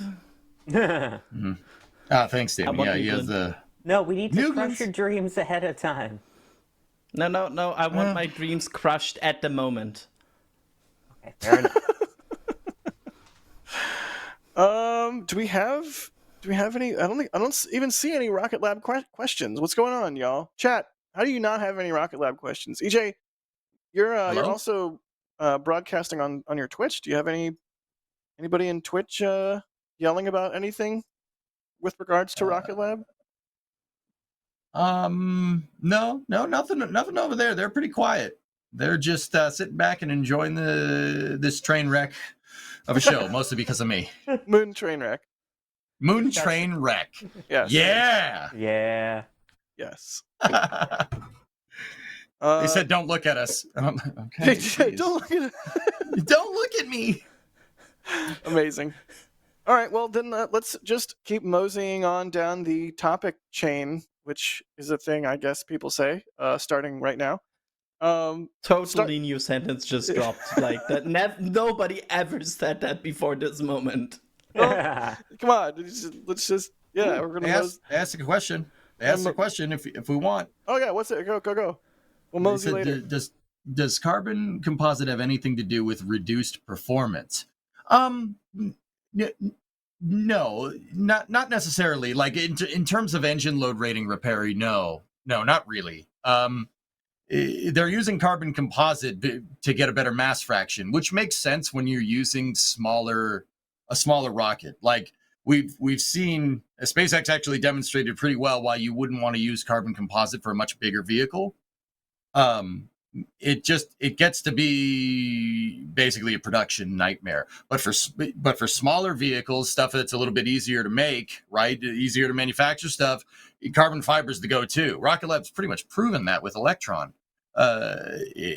Smaller carbon fiber pressure vessels are pretty simple to make. I mean, there's composite overwrap pressure vessels in the industry everywhere, which technically isn't full carbon fiber pressure vessels. It's a titanium tank. The bottle's a titanium pressure vessel with overwrap on it. But if you're not building anything like in the super heavy category, it's something that you'd be crazy not to opt for opt for something that's going to reduce the dry mass of your vehicle. Dry mass being the mass of it with no fuel in it. So, like, would the issue be aerodynamic forces on a powerful rocket? No. Rocket Lab has said that they're conservatively rating their engines because to favor reusability. Peter Beck even said, if I'm recalling this correctly, he said that this is what they think a medium duty launch vehicle is going to look like from 2050. It's supposed to be from the future, right? So part of that is something that's rapidly reusable. Obviously, it's really cool to see more people do rapid reuse, like especially since SpaceX has been doing it for a while, making it look easy. Truck just went by, and nobody else has even come close to reusing a booster. Rocket Lab's the only one that's even gotten remotely close. So It's good to see them go down that path. That's the reason why they're conservatively rated the Archimedes engine. We have a couple more questions that have popped up. Hit me. Dennis is asking, what piece of clothing will Peter Beck eat next? Socks. Calling it now. Are you telling him to put a sock in it? No, absolutely not. Alex in our back channel says an NSF shirt. Yeah, if he eats an good NSF answer. shirt, that would be I would put that on the front page of the store. Looping. It would be an honor. It might even make it in the intro. Yeah, every time you open the shop.nansaspace.com, it would just be looping him eating a piece of our shirt. I promise that here. Would that be like mukbang or? Oh God, Ew. It's not like a whole wardrobe. What is going on? I don't know, man. At least I would be willing to pay the shipping to New Zealand for that to happen. Leave the poor man alone. You eat one hat, and suddenly the internet is just like, oh, okay. Anyway, leave poor Peter alone. Here's another idea. Man. Write everything out on pieces of paper and have him eat that. That way he can eat his own words. Ooh. Trogdor. First off, Leo is asking what engine cycle is Archimedes, and Trogdor is asking if it's electric pump fed. What engine cycle is the Archimedes engine? Oxygen rich. It's a methylox oxygen rich motor, if I'm understanding correctly. It's not using an electric drive. The electric. So the Rutherford engine's awesome piece of equipment. It's electronic fuel injection. That's what it is. I mean, it's not EFI like you'd find on a car. The Rutherford engine's fuel pump spins a little bit more than the Holley one. That's the clicky clacky Holley in your car. But the thing about it is that once you start scaling, just like with the carbon fiber, once you start scaling with an electrically driven pump, it doesn't make sense from a mass point of view. That's why they switch to oxygen rich. So yeah, they're not going to have electricity on those ones, which it kind of sucks. But yeah, electric motors, they just get too big and bulky. It's better to just make a gas generator. Yeah, makes sense. I mean, if Kerbal has taught me anything, just put a little bit of bigger battery on there and some solar panels. You don't need to worry about your engine generating electricity or not. You're good to go. Yep. Alt F12 and you just cheated. Or that. I've somehow played Kerbal for like 1,000 hours, and I've never really used the cheat menu. And I've started to use it to like test my crafts in the orbit of whatever place they're going before I have to do an entire insanely long mission with a giant rocket that makes my computer lag and go at like 1 frame a second, so it takes like 30 minutes to launch. Yeah, I should have been using the cheat menu. Crazy thing is, we've all been there. Yeah, like everybody here right now in this call is like, yep. Like the apex of Kerbal playing, at least for me, is you get to a point in the tech tree where you have all of the parts and you build the biggest possible rocket you can build to launch, I don't know, a thing that does like 5 separate contracts in career mode. But then it takes like an hour to actually launch the thing. And then you get all the way to whatever planet and you mine the ore, you do all the things, and then you're like, wait, crap. It's not stable when I try and land or something. And you have to go all the way back to the beginning. So yeah, cheat menu. You don't use the cheat menu ever, EJ? Really? Yeah, I use it to debug sometimes, but not if I'm doing a mission. If I'm doing a mission, It's whatever happens, dude. No reloading, no quick save, no cheat menu. Oh man, no quick I save, hate myself. no Don't reloading. worry. I agree with new quick save and load. Like no quick save and load just feels like the proper Kerbal experience. I'm on board with that. I feel like when you land on a surface, that's no takesies backsies. If you do it, you do it. If you don't do it, then you don't do it. I would, Well, if I one played that way, I would have so many dead Kerbals. Poor little guys. At one point, EJ, though, didn't you have, like, when you were doing missions, you had a, like, simulator mode and mission mode? One where you were allowed to, like, Yeah. test out your ground infrastructure and all the other things, and then the other was Yeah. you do it and whatever happens, happens. So I had mission mode and I had engineering mode. Engineering mode is when we test everything. That's where I use the cheat menu. I use it to debug in there. I won't like make it go to Duna. It's usually just testing around Kerbin. But I use the two saves to show like how you'd come up with an analytical model for a vehicle and then put it to the test during a mission.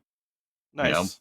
Yeah, I used it to, I don't know if there's people out there that watch and work in the industry. I kind of know what's going on with systems engineering because I took NASA's systems engineering manual and tried to apply it to my space program in KSP. That's why I know a lot about like programmatic knowledge about space programs. It's amazing. You're amazing, Weird. EJ. We love you. I try. You should be proud. You should be very proud. It's a little cringe. Not gonna lie. No, but hey, I admire your whatever. pursuit of nerdy perfection. I mean, Guys, before we move on, we need to Whoa. check in on Adrian's standing. whoa. Oh yeah, yeah. Every time he is off camera, Oh yeah. every time he's like Oh, yeah? holding his back and moving around. Adrian, how you doing, bud? How you doing? Why are you doing this to me, Kevin? Why like aren't we friends? Like Yeah. there's like no reason why. Yes, I mean, I'm standing at this point for almost 2 hours, and it's getting there. But I'm still doing good. I'm stretching. I'm so happy because I already forgot the bit, and Kevin, of course, did not forget the bit and came back to it. So thank you. The members aren't Kevin. forgetting the bit either. They're sitting in Discord remembering Adrian's standing bit. I love it. I love it. I'm fine. I'm just stretching. It's totally normal. And just because I'm moving around doesn't mean it's exhausting. Sure. Okay. All right. We believe you. No, we'll check in again in a little bit here. Remember, 6-hour show today, so Adrian will be Is it standing up. getting 2 hours? Is it getting like 1 hour or 2 hours longer every time you say it? Yeah, 8-hour show. So Adrian is standing up for 8 hours straight. No big deal. But you know what is also up? Segways. Starlink's market value is like way up, at least according to a new report by what is it? Quilty Space? Quilty Space? Yeah, EJ, what's going on here with this? Is it just they have a bunch of subscribers and now they're raking in the dough, or? No, Quilty Space is a marketing and investment research firm that's particularly focused on the space sector. I did not just read that off of their website. I swear. Okay, I kind of did. All right. Anyway, no, they do market research for the commercial space sector. And they came out with a report very recently, and it was covered by a bunch of news outfits around. They came out with a report that said Starlink is on track to make $6.6 billion this year. That is by far and away the most profitable low Earth orbit communications constellation ever. The only one that even comes close is Viasat Intelsat, who I think their revenue is like 4.1 billion, projected for 4.1 billion, I think, this year, or that was their high. Guys, I wanted to bring this up, this whole article up. I was pestering Adrian to be like, oh, we got to talk about this. I just want to point out how absurd $6.6 billion in revenue actually is. That's insane. I would assume that market report includes contracts for Starlink, government contracts for Starlink. It's not just, users, right? There are other contracted uses for those satellites up there. And there's 6,000 and change, which is just, all right, that's Okay, Wild. that's ridiculous. But like all told, $6.6 billion is nothing to scoff at. And like obviously the investors of SpaceX are gonna, they're gonna get a piece of that. But I think the real poignant thing is that, guys, that's $6.6 billion. Let's just I'm making up numbers now. So let's just say that $2 billion of that goes back to investors. That's $4 billion that is going to get thrown right back into development. Probably for Starship. Guys, that's SLS money on a yearly basis. That's SLS money. I just want to point out the absurdity of that. That Starship, the Starship program is being funded like that. I mean, that I don't have the numbers off the top of my head, right? But good and well that a good deal of this is being dumped right back into Starship research and development. And that's just, that's space program. That's space program funding.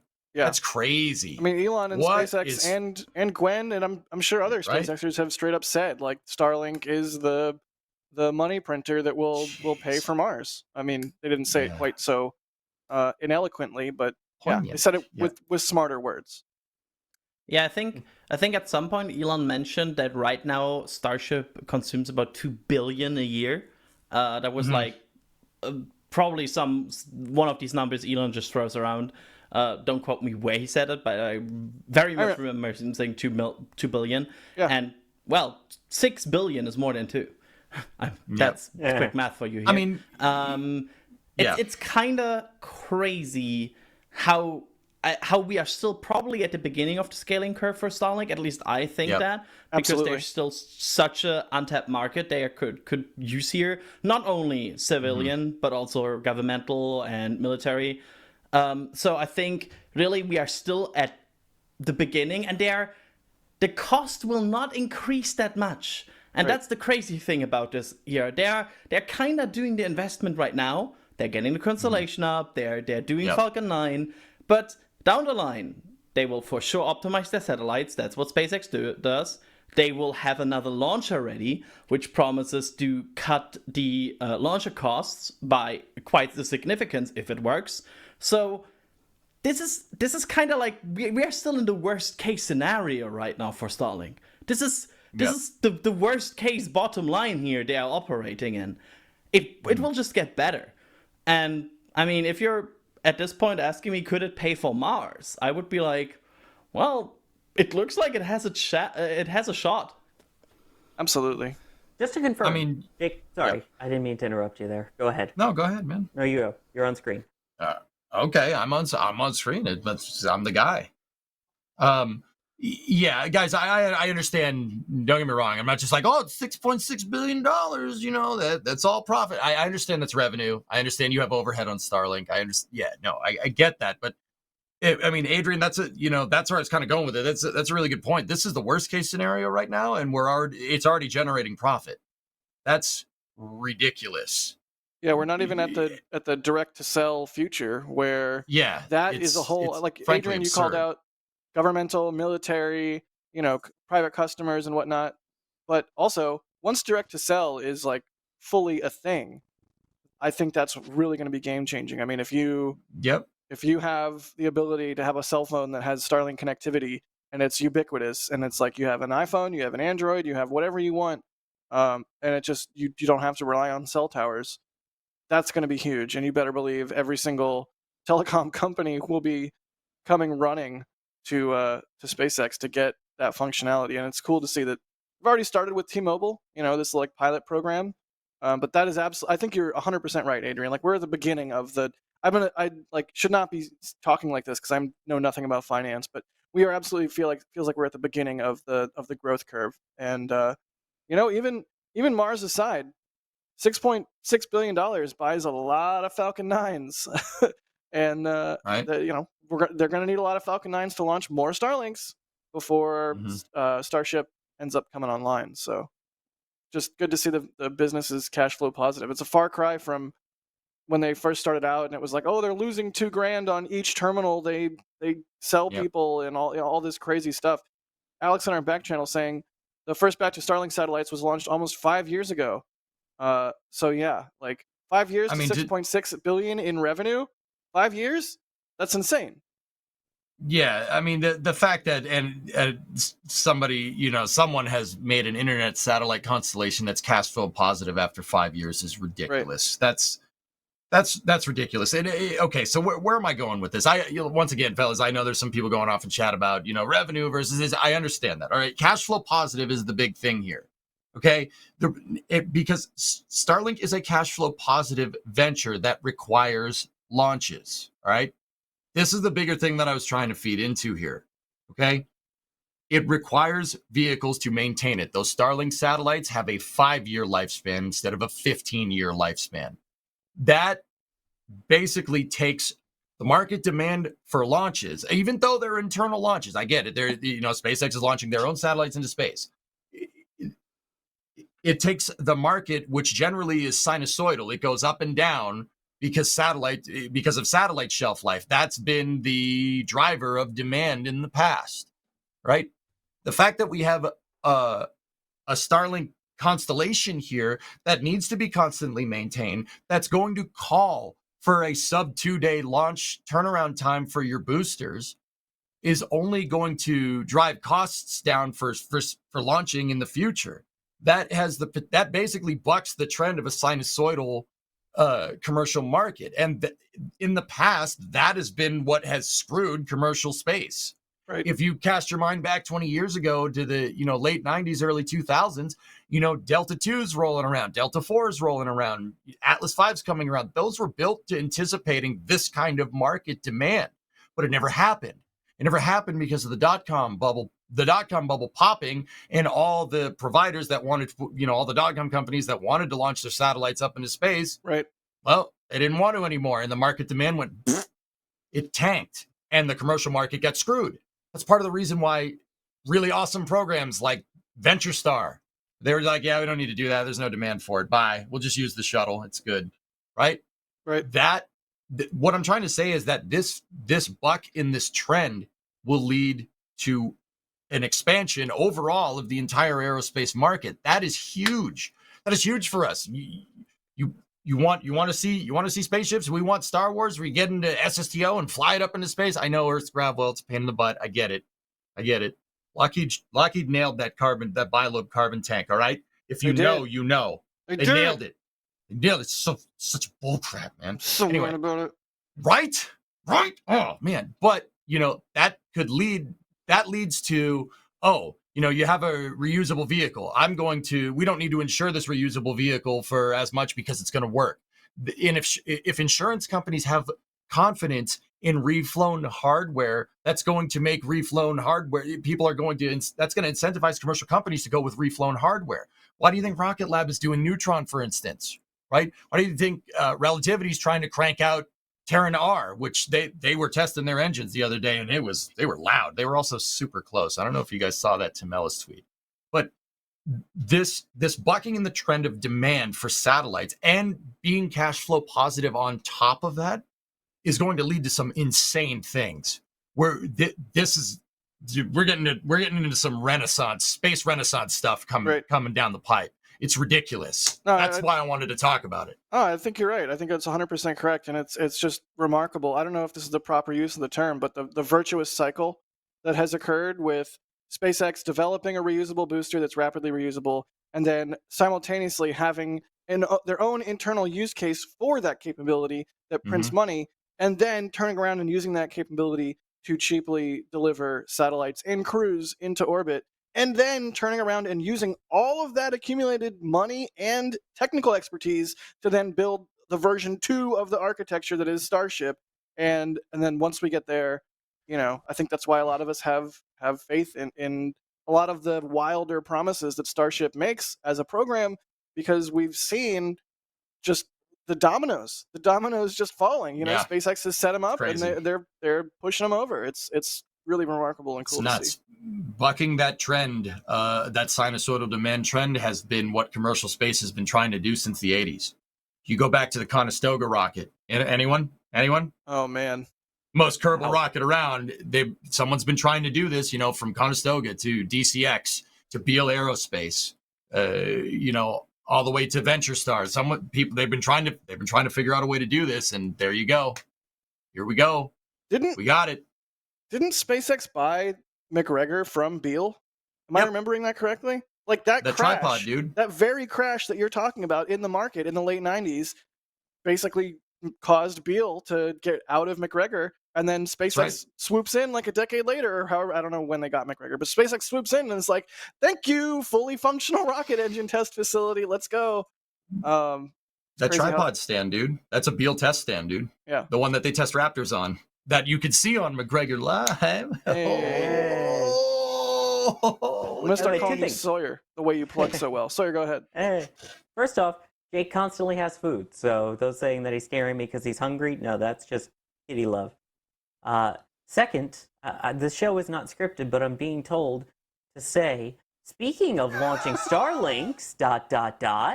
Yeah. Hey. Well, what do you know? There's a tweet there targeting Sunday, May 12th for a Falcon 9 launch, 23 Starlink satellites to low Earth orbit from Florida. Guess which space YouTube channel will cover this launch? Don't guess the others, only us. I was gonna say, I'm like, what channel can we say that's not gonna get me fired? All of them, all the good ones. All You know the ones. Oh yeah, those exactly.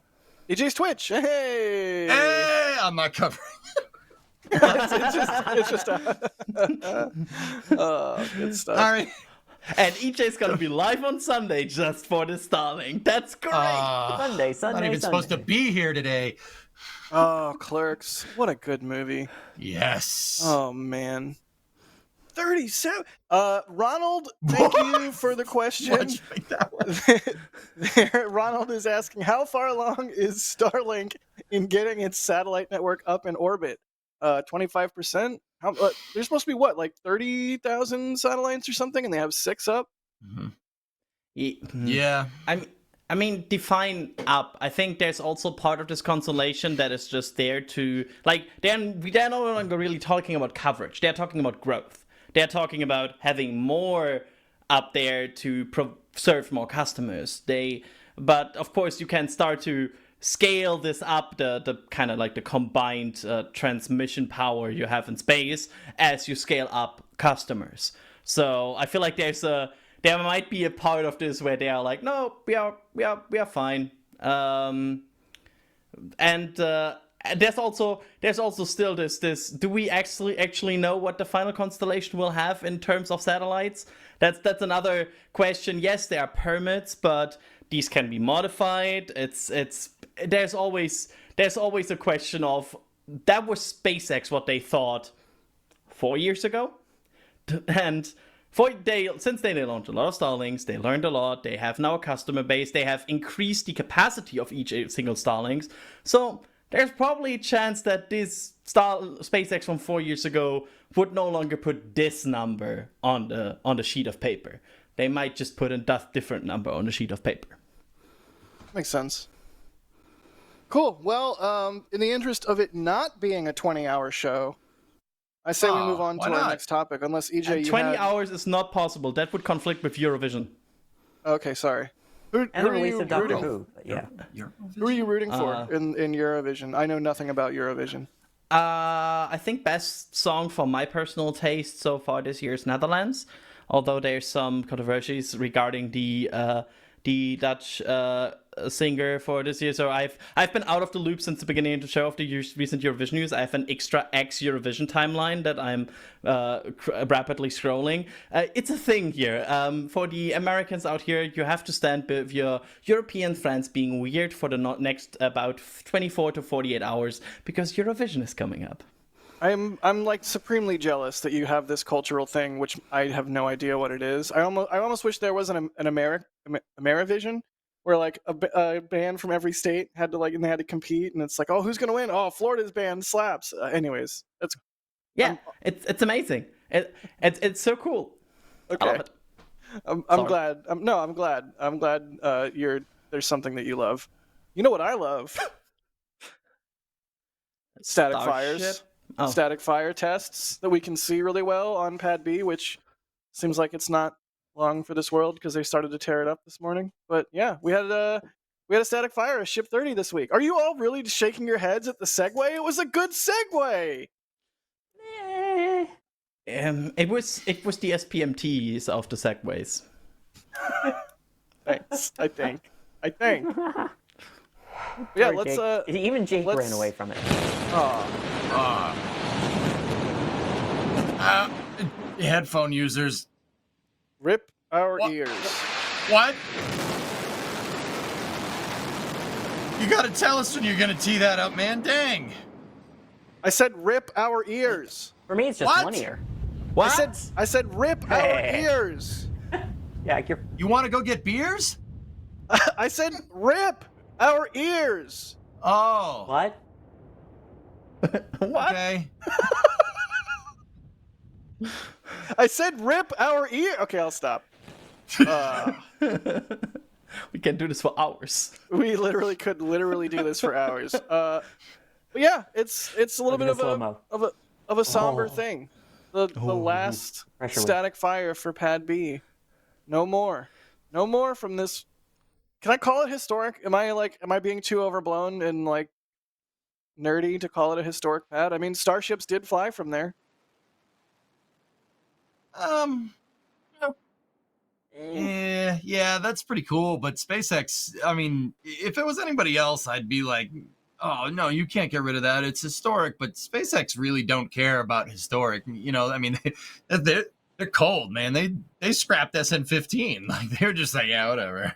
Just get rid of this. You know, like Yeah. all their flight hardware, they're like throw it in a yeah. Whatever. Yeah. Yeah, exactly. Just throw it in the dumpster. It's fine. Whatever. Use it for something else. You're physically hurting me right now. I imagine this meeting, like, there's somebody being like, but it's the first to land. Like, we have first to land, and then you can walk away from, disclaimer. First to land and successfully walk away from kind of thing. We have to conserve it. The other one is like, but it's in the way. It's taking up space. Yeah, it's like, taking up it's space. literally in the way. We need the space, and... Yep. Okay, scrap it, I guess. In the bin. You can see Jack's, like, physical pain right now. I am Jack's thanks for that. pain. It was I'm not gonna complain. Somebody else talk. I'm not gonna complain.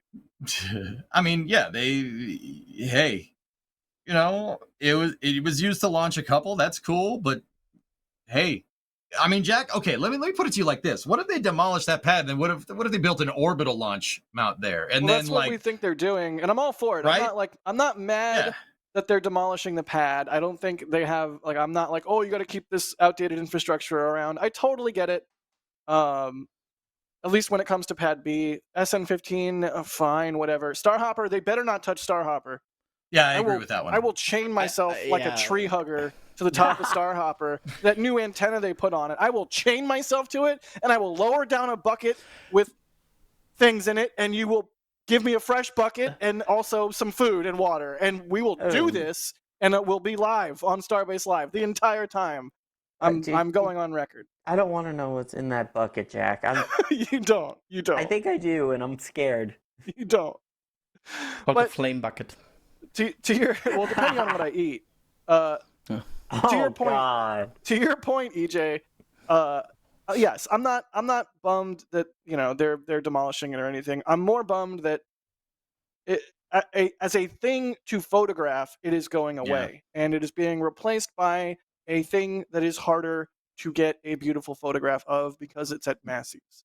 Nah, I can understand that. That is the source of my lamentation. Like, I'm all for it's the second pad. I'm all for upgrading the infrastructure down there. I'm all for running headlong into the future with reckless abandon to the point where you build things, then tear them down, then build them again, then tear them down again, then build them again, then tear them down again, and then go to Mars. It's a nice Freightliner right there on the screen. Yeah, it's just it's just it's going away. We're not going to be able to photograph static fires quite in the same way anymore. So it goes. I think my funniest person for this week for Starbase is the person that just finished the Road to Mars wall. like maybe like a few weeks ago. He was like, "Whew, finally done. The road to Mars, gateway to Mars sign. Everything's done. Nice wall." And then he drives to work next day, and they already cut out like a good chunk of it again. And like, yeah, sorry, we kind of forgot we want to build an orbital pad here. Yeah, there's like there's been a new area of land being cleared and like filled in and whatnot right next to the wall. And for the last, I don't know, week or so, while they've been doing this work, it's been sort of like, okay, what is this, like a temporary like staging area? Are they going to put a little parking lot here? Like, what's going here? And it's like just today, I was out there this morning and saw them putting down, I don't know what the technical term is. It's like the landscape, like stabilization, like ground stabilization mats, where they steamroll or they flatten down the earth and then they put down the mat and they put gravel over that and they put dirt over that, like to add, I don't know, rigidity to the soil. It's like, okay, yeah, this isn't a temporary spot they're building. This is going to be the new normal, and the Gateway to Mars sign will no longer be like front and center, like whatever. It's just how it goes. That's geotextile, dude. It's designed to not have water go like permeate down too far. It's just, it drains it away. It doesn't go down in the soil, it drains out. Ah. Okay. Yeah. So I guess that explains the gravel too. You put the gravel on top of it so the water can The gravel's a subgrade designed for dispersing load and drainage. Did you just call me a subgrade? That's mean. Yep. Also, Jack, how did you get out there to see that this morning when the last time we saw your vehicle, it was on top of a train track? Really? Oh, really? Are we really doing this? We're really doing this right now, Sawyer? Land Rover became the back of a flatbed rover. Really? Dang. Really? Are we really doing this? I woke up and chose evil again. Sean Backchannel is saying Jeep bigger Land Rover. I'm sorry, how's your vehicle doing, Sean? Oh, Sean, can you drive through the checkpoint when there's traffic without overheating? Yes, my Land Rover suffered a catastrophic failure. Thank you for reminding me, Sawyer. I was having a good time chatting about space things with my friends, and now I'm thinking about my broken down Land Rover. So thanks. Thank you. Thanks, Sawyer. It could be worse. I could have mentioned the bill that's going to cost you when they finish with it. Well, I'm going to do the repair myself. The new drive shaft arrives tomorrow. Shout out to my mechanic back in LA, who literally just saw my Instagram story and was like, "Hey, I'm sending you a drive shaft." And I was like, "Cool." It's good to be you the trust king. this mechanic to fix it, though, the person here at the Starbase. I don't know if I trust that guy. Oh, it's going to be Anthony and myself, Anthony from Rocket Ranch. And that's maybe I'll let Sean, like, hand me a wrench or something, but that's about it. Sorry. Anyway, what were we even talking about? What were we even talking about before you just utterly roasted me? Starbase guy. We have to go off the rails at some point. We've been on the rails for too long. All right, that's fair. So there's been an insane amount going on. As you can see, Ship 30 is sitting there outside the high bay. Booster 11 is now outside, presumably going to roll to the launch site. Ship 26 rolled to Massey's on the new ship static fire stand, which looks sick, if I may say so. We had the static fire. Did you say the Massey's? Go ahead. Did you say the Massey's thing looks sick, dude? It looks like a head crab. Yeah, I was like, that's sick. What do you mean? Looks sickly. I do not get head crab vibes from that stand. It's got too few legs for one. Crabs have 6 legs. Oh my god. What? All right. No, I'm all for the Half-Life reference. Like, I love me a good head crab reference, but okay. So here's the thing: the new stand is much more elevated than the current stands that they transport ship on. And so when you have a camera roadside and the thing goes by, you're looking up at the engines instead of like sideways at the engines, the dish. Dish. So yeah, just strictly from a view of the aft end of the ship standpoint, the new stand rules. It just looks cool. I did not get head crab vibes. I'm kind of flabbergasted. Should we talk about the amount of legs a head crab has again, or do we want to skip over that? Because head crabs have 4. Does it not have 6? It's it has 4. All right, it's 4. fine. It's Fine. for like two grabby things at the top where they go into your brain thing. I count those Yeah. as arms. That's got 6. That's 6. But they're not used as arms though. We're really gonna argue about this? Yes. What we need to do, I see Kevin's working in the back channel and trying to get a picture of it. Because we need to see it and Of a take head a crab? look. No, stands. No, it's the test stand. This is a Starship stream. Why do you think we talk about anything other than Starship on this stream, Jack? Starhead We never crab? go off the rails. Starhead, star crab? Star crab. Starhead, Star star life. crab, star stand. There's a star this is the- crab waiting the Star in the Trench. sand. Oh no, What? not the Star Star Trench? We've Oh yeah. Oh, there's that a hurts. there's a new poll in chat. New Massey stand. Love it, hate it, or crab? I'm gonna go with. Well, I do love it, but I can't not click crab, so I'm clicking crab. I mean, Everybody will just click crap. Right. Yeah, I mean, I I'm- can't blame him. I'm looking at it now. I see it. I see Yeah? it, head crab. I really do. Yeah. I Really? can't unsee it. now. Yeah. Yeah. I'm It just certainly not. looks like the booster has legs. Yes. Well, it's a ship. Oh but my yes. god, why? So sorry. Somebody posted a giant spider in the back channel, and I'm. Why are you doing this while I'm on air? Are you arachnophobic? That's yes. amazing. Extremely. Really? That's amazing. So yeah, okay. Anyways, I'm new sorry stand. for screaming there. I'm sorry for screaming there. No, you're good. You're good. Remember Deserved. when the member Discord went crazy with crabs that one time where we just said crab, everyone changed their name to crab. That was fun. Yeah. It was a good time. We should have another crab session. Oh hey, look at that!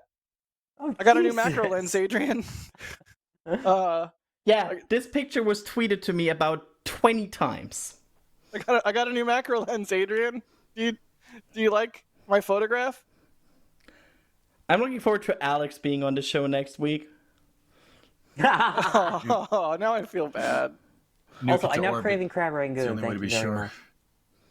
Oh, now I'm hungry too. Dude. Yeah, you said pizza earlier, and I've been hungering for pizza this whole time. Anyways, Adrian, it's your fault. so Booster 11's outside. What are we gonna see Booter. next? It's gonna roll to the pad and do what? Question mark. I'm looking at you, Adrian. You're here to talk about Starship. Yeah. because Oh, you're not- sorry. you're I'm kind of derailed by right now. Spider. Sorry. What was the question? how many spiders can they launch into orbit with Starship? Not enough. Still a lot on Earth. Wait. So you're pro space spider? Well, if they're no longer Earth spiders, yes. All right. Admittedly, here if you've first. seen So what- spiders in what was space, they are this- actually really, really cool. What are the actual questions? Booster 11's rolling to the orbital pad. What do we expect to see it do there? I mean, at this point, we would expect that, well, they would restack Booster 11 to, sorry, they would put Booster 11 on the OLM. It's getting worse. Spiders. Dude, you can't- We will Man. probably see a rollout of Ship 29 very soon as well. Ship 29 was moved into one of the actually Mega Bay at the very end there, if I recall correctly. So it seems like they're finishing up Ship 29 as well, and of course the next step would then be a roll-up of Ship 29 and then a full stack. So, and we have actually road closures for next week, which are for testing purposes, which probably indicates these could be for a partial load or full wet dress rehearsal. So, I would guess we will see over the next 3-4 days rollouts of Booster 11, stack of Booster 11, then roll up Ship 29, stack of Ship 29, and then starting next week, we will see the wet rest rehearsal. And Alex also pointing out we have an MSIP, so that means they are actually preparing a high propellant load, which probably is the wet rest rehearsal. Right, the MSIB is the Marine Safety Information Bulletin. And Yes. on top of all of that, we also have road closure for a tower segment rollout. So some of those tower segments that have been stuck at the Port of Brownsville are going to be rolling out, presumably to the Sanchez lot, which will be really cool to see. There's 3, Ryan in our back channel saying there's 3 tower road closures. So, holy cow. Like, if the SpaceX just absolutely firing on all cylinders down in Starbase. EJ, what? It's 3, Bob, 3. All right. So yeah. Oh, and on top of everything else, Ship 29 rolled out of the high bay earlier today really quickly as a little treat, and then rolled into Mega Bay 2. Right? That's where 29 went, or am I getting that wrong? Yes. So just ship shuffle all the live long day. It's been crazy, but 29's looking good. To your point, Adrian, 29 is looking real good. No longer has a bunch of big gaps on its TPS. Had a couple new little accoutrements that I do believe we'll be talking about in our next Starbase update on Monday. So stay tuned for that as we go over what we can glean from the nice shots that Mary got of 29. Shout out to her for absolutely nailing that. But yeah, it's shaping up. It's gonna be a really busy and interesting week after a very busy and interesting week. Hooray, Starbase! Woo. I don't hate it. Don't hate it at all. Don't hate it. You love to see it. So, I mean, immediate question is, what's going on with the FAA? Is there anything going on there, Adrian? No. We actually got an email from the FAA the other day, and also news from the FAA, but it was regarding an ice at the Cape, regarding Starship operations there. So they are preparing an environmental impact statement at the Cape, and they are preparing to get Starship operations cleared up on the regulatory side at the Cape. But on the side of Starbase, the last update we got from the FAA and from SpaceX was still that they are that the mishap investigation has not been submitted to the FAA by SpaceX yet, which means after that the FAA still has to accept the mishap investigation. Then they have to implement all of the corrective measures, and then they have to modify the launch license for flight, because right now the launch license only allows up to 3 flights. So as of right now, I feel like regulatory, and that's not only on the FAA's camp, that's also on SpaceX camp, because part of this is SpaceX's job to perform. I feel like regulatory might be a bit of a limbo here. Still early to say. They still have a wet dress rehearsal to conduct, but it's not that hard to say that the wet dress rehearsal might be done in 7 days from now, and after that, I mean, they still don't have a launch license. So it goes. I mean, and then the inevitable question after that is, when is our current thinking as it pertains to Flight 4 launch date? As we somberly watch them tear Pad B asunder. Asunder. Good for you. Look at you. Look at me go. Oh, Pivotal. That's what very do we- pivotal. You could say that Pad B has been pivotal to Starship's development over the years. Yeah. That one I'll approve. For real though, is May still on the table? What do we think? May, or is it have we slipped into June at this point? It's hard to say with the booster about to roll out. It's kind of like giving me hope. I hope it's not false hope. I think they still could make May very barely, based on the regulatory updates we have. Of course, it's always a bit of a how is it called, crystal ball. But I think realistically, realistically, people should start to look at June as well. I think it's not guaranteed that it's May anymore. I think the likely month at this point is June. So be it. Scott in chat is saying the new ship stand looks more like the robot from Ghost in the Shell. Yes. I'm all about it. No, nobody here is going to say. I mean, come on, it's an iconic film. Yeah, no, Ghost in the Shell's cool. Yeah, I'll allow it. That's good. Adrian, have you seen Ghost in the Shell? Nope. I will admit, neither have I. Okay, here's the new Leaf. We're doing the new Leaf. Adrian and Sawyer. Ghost in the Shell is an absolute classic film. It is beautiful. It's sci-fi extravaganza. I highly recommend both of you watch it. It's fantastic, and I'm not mad at you at all. No, it's like I fully admit it. Always was on my I want to watch this movie list. It just never the stars never aligned for it. Yeah. But like I'm very aware that Ghost in the Shell is probably something I should have watched. I just never did so far. Yeah, both the film and the various animes, all fantastic. Cannot recommend enough. Now's the time, by the way, now that everything is named Star. So the stars have technically aligned at this point. Yeah, absolutely. Everything in the store. We had like Starliner. We had a Star Dragon. Then we had Star Neutron. We're Starlab, and now we have Starship. And not Starlink in there anywhere either. Yeah. Oh, sorry. I forgot the one that actually is called Star. You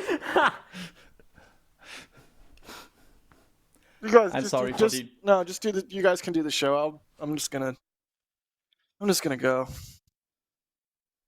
Hi, Jack. I love how Go is Bye, just Jack. leaning slightly to the side.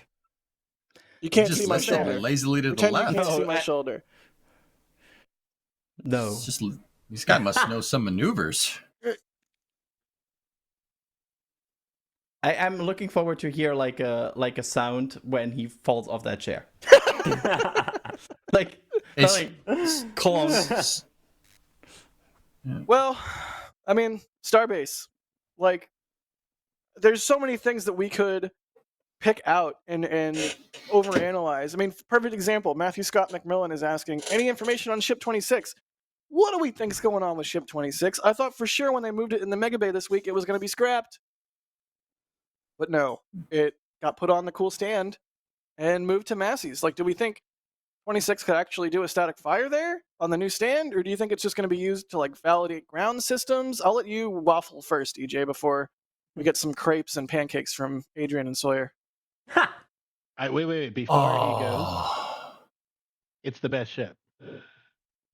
I mean, let's see what it ends up doing. I am officially tendering my resignation as the CEO of the Ship 26 Hate Club.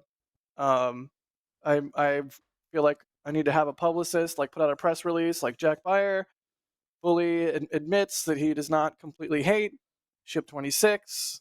Please direct all questions to I don't know. I'm not saying it's the best, Kevin, but it might be it's good. Doing a lot of really important things. It might be good. It's really important. Sorry, EJ, go ahead. What is it important for, Kevin? Why don't you tell us? Yeah. If you're so smart with your production room and your buttons that can control what things look like on screen. Oh, he's just gonna go back and do his abyss now. That's how it is. All right. It's like that. Sorry, okay. he has to produce a show. Yeah, I know, right? Jeez. No, you know what? Yeah, I can see why people don't like Ship 26. I think it looks like a shuttle external tank. It makes me happy. And it does have engines in it, Jack, right? Like, there's engines in that thing, so they're clearly going to do something. I mean, okay, maybe I'm pulling this out of my tail. Like, maybe they'll use it to test the Massey's test stand, right? Low risk, because, we thought it was going to be scrapped, right? Like, maybe they'll use it for outfitting the test stand. And then, okay, the test stand works. Now we can test actual real starships on it. Yeah, I went there. I like it.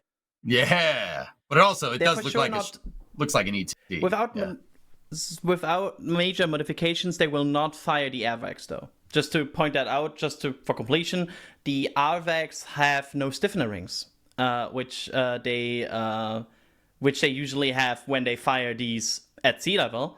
So it seems like they are right now not preparing to fire the AirVacs on the test, and which was just like an interesting observation. Of course, they can install these, but it's interesting that they roll it out without stiffener rings, right? Because why would they do that if they plan to static fire the AirVacs?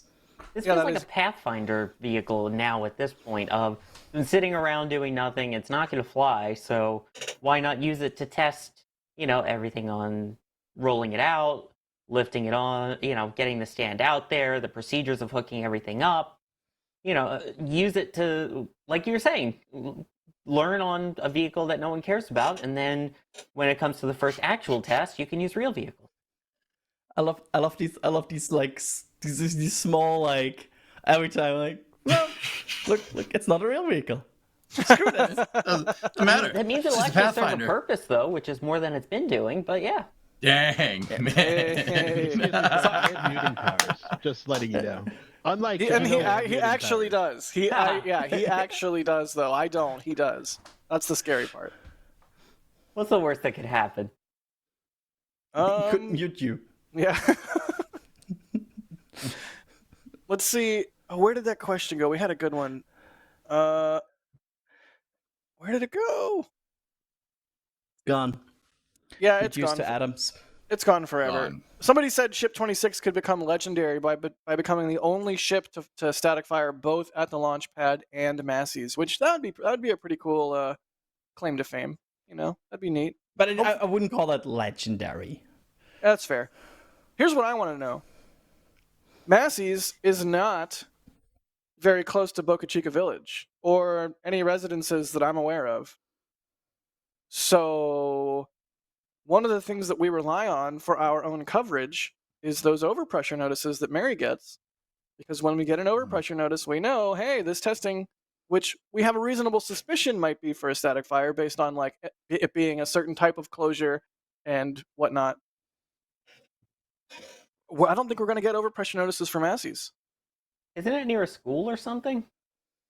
I mean, it's near a school. I don't know how. I don't know. And it's not a public school. It's not like Brownsville Elementary or anything. So I don't know that we would get any visibility into that. Ryan on our back channel saying we might get a marine safety information bulletin for the Rio Grande. Hopefully we get some kind of indication when they're going to do static fires at Massey's versus just now we don't have visibility into that part of the flow.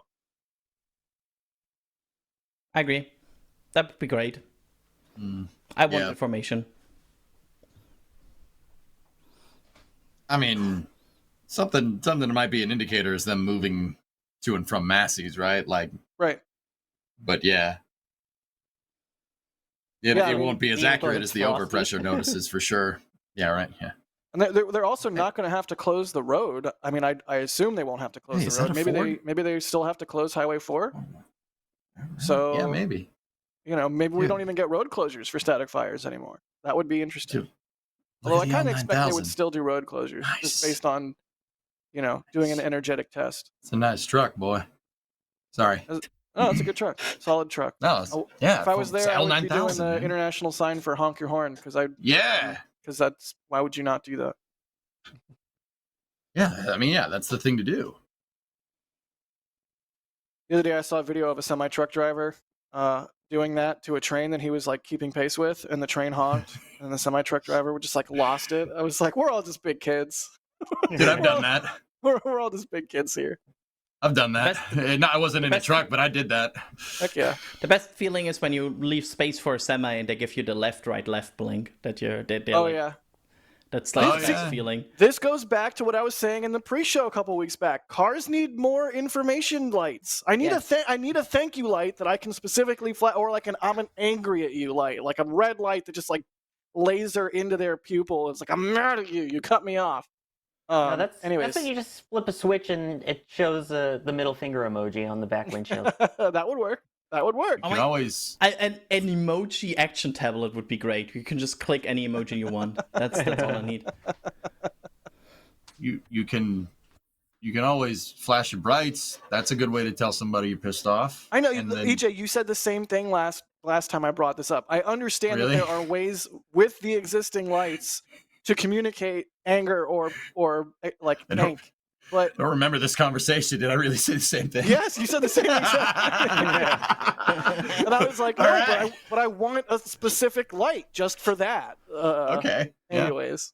Alex. Also good point from Alex. Like, people should start to use like their indicators first before they get more lights. That's fair. I agree with Alex. That's what I'm trying to say. Yeah. Okay. All right. That's fair. I live in Florida. If you use your blinker, you know you're from out of town. Blinkers. I'm just gonna casually drift across 4 lanes on I-4. Oh Yep. God. Yeah, It's or you like make sorry, a pulling crazy. over. make And a left turn from the right lane. Yeah, Florida left. Tell me again how it's Florida left. Tell me again how it's the best coast. Oh yeah, because people drive in California better. Yeah, They give me a drive great. freaking break. They Well, they drive don't- great. Yeah. They Oh, don't okay. move. They Okay. drive They just great. move. I've said it before, and I will say it again. The traffic in Brownsville is infinitely more annoying than the traffic in LA. That's That one not the- intersection, like in the That's middle not of the East Brownsville, Coast. with just like traffic jams completely every day. At all times. It's not even- 45 minutes. it's not- Every time you it's go not through even that the- light. 45 minutes of your life taken away. And That's the it Gulf doesn't matter. Coast. Were you driving? Were you going to go a mile and a half? Do you have to go through that intersection? I'm sorry. 45 minutes taken away from your life. I would gladly sit on the 405 in rush hour on Thanksgiving before Those are that. fighting words. I'm just trying to get EJ riled. He looks Why do you sufficiently hate- riled. Why do you hate yourself? Jeez. Bro, Whoa. we could do a whole 80-hour show just on that. Do you want to? Should we do that? Should we do the self-loathing trench? We can do that. I don't think anybody wants to watch. Self-loathing trench. That's pretty good, man. You top in. Let's do it. I mean, it's real. It's a real thing. Anyways, Starship, am I right? Yeah, No. totally. Yeah. Pacific Northwest UT, thank you for the Red Team membership gift. Liam Hoffen, thank you for becoming a Red Team member. We can't do what we do without our members, and we appreciate you guys so much. Whether you're gifting someone a membership, upgrading a membership, becoming a member for the first time, it's absolutely fantastic that you guys come out and enjoy us. What?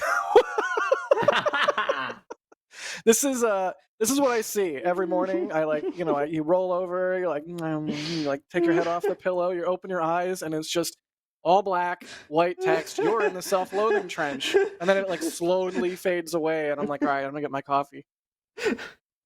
Anyways, How do you take your coffee, Jack? usually black with just a little I'm bit of okay. sugar. I'm okay, All right. Jake. I'm just laughing. Is that acceptable? No, yeah, that's good. That's fine.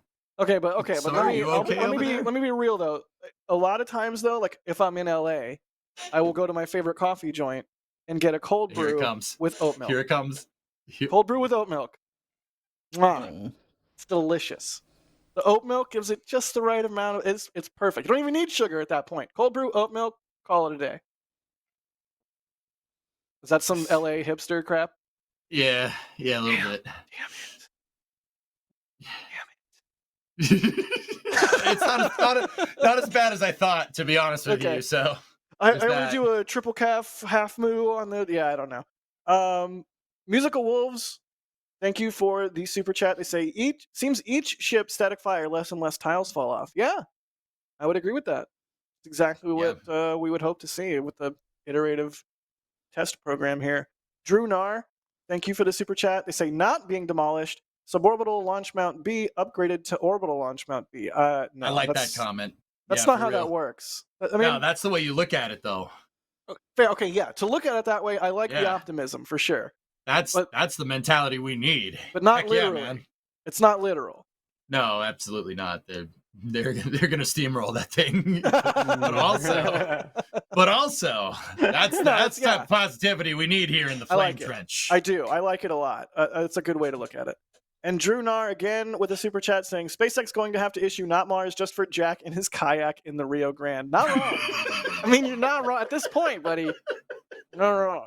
Guilted, of course. Oh God, we have a new poll. Does Jack's beverage choices make him an LA hipster? Yes or no? Yep. No. No. Yeah. No. Oat milk. Oat Oat milk. milk. What's wrong with oat milk? How do you milk What's it wrong out? with What's oat wrong milk? with oat? Dude, when I think coffee, I don't think oat milk. Okay. Well, maybe you're wrong. Maybe I'm not. Like, what do you want? I'll spit his drink out. Well, yeah, we almost got a spit take. So are you okay down there? The Burgonator in the back channel says oat milk is hipster max. But Sean says oat milk is pretty great, to be honest. Chat is yelling at me that oat milk is not milk. They're saying it's oat water. Is it more like oat juice? Is it technically not oat wrong. juice? Like I said, you can't milk an oat. Yeah. Well, you What? can. It's just really hard. What? No. From where do you milk it? Moving right along. Exactly. You're welcome. Thanks. I'm looking for some Starship questions as we reach the end of the show here. Adrian, are you still standing? He had to step away. Which I did check to see whether it was going to be continue standing while he stepped away from the camera. Oh, he gave up on standing. No, he's standing in our hearts. Chat DM Adrian Spiders because he No. chickened out on standing. That's mean. Dude, that's so messed up. Send us a video of spiders in space where you can't really see that it's a spider. Come on. That works. That's good. Sean's don't going know. off in the back channel about vegetables and stuff. Sean, you know that vegetables are what my food eats, right? Wow. And now he just angered all the vegetarians and vegans in chat. Well, so what you're saying, EJ, is that you would eat Sean? Okay, you got me there. All right, that's fair. Vegetables are cool. All right, you got me if there. push came to shove, come on. If like lifeboat I'll situation... eat vegetables over Sean. Yeah, they'll take the vegetables. That's fine. All right, that's fair. You got me there. Yeah. The poll is currently 81% yes to 19% no. To all the 19% of you out there, thank you. You're my people. Sean says I won't admit it. This is just so off. Sean says I won't admit it, but that I love tofu and tempeh. I've never hid that. I do love tofu. I do love tempeh. I occasionally will buy the non-meat burgers just because I like the way they taste. This is the LA side of it. Like I love meat, I love bacon, don't get me wrong, but I'm not like, ew, tofu. Tofu's delicious. I mean, in the right circumstances. It's all good. It's I'm all not going good. to go out It and just buy matters. a block of tofu just to eat, but if it's in like a Japanese Sean soup, would. then you eat Sean it. would. Sean would absolutely eat a Sean. block of tofu. He would just raw dog just a whole block of tofu. I've seen him do it. I just feel more like this should be part of the after show. Yeah, we should probably wrap up and do the post show at this point. I think Raw we said dog everything and there is to be tofu, said about baby. Starship. Adrian was Oh supposed my to be the God. Starship person on today's stream, and he bailed. Probably to go So- sit. How dare he? Right? How dare he be comfortable and happy?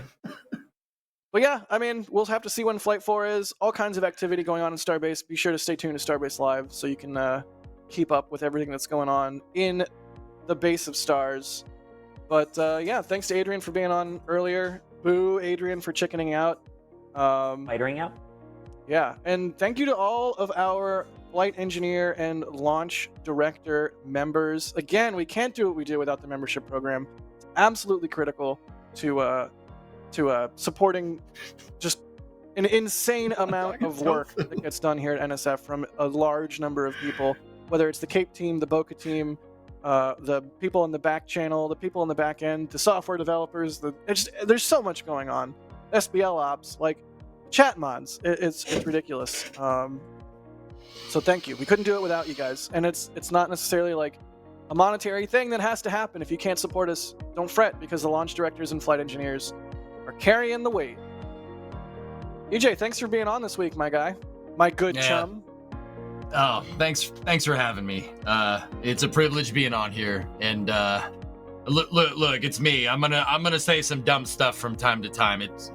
Look at me. But also, I know that being on here is a privilege, and I really appreciate you guys having me. Thank you very much. And chat, thank you for giving us your time today. I really appreciate it. Don't take it lightly. Thank you very much. Absolutely. Sawyer, also thank you and Jake for being on this week.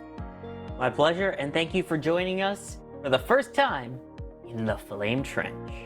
Yeah. Hey, I couldn't have done it better myself. Good job. Good job, Sawyer. Thank you. Thank you also to Kevin for operating today's stream. I think with that, we will wrap things up and go hang out in the post show. Oh, do the stinger. Do the stinger again. Do the stinger. I also again. stream on Twitch. the- What? Stinger? Do the stinger. We want to see the stinger. What's the stinger? The stinger. To play us out? There's Oh, no yeah. Into the outro?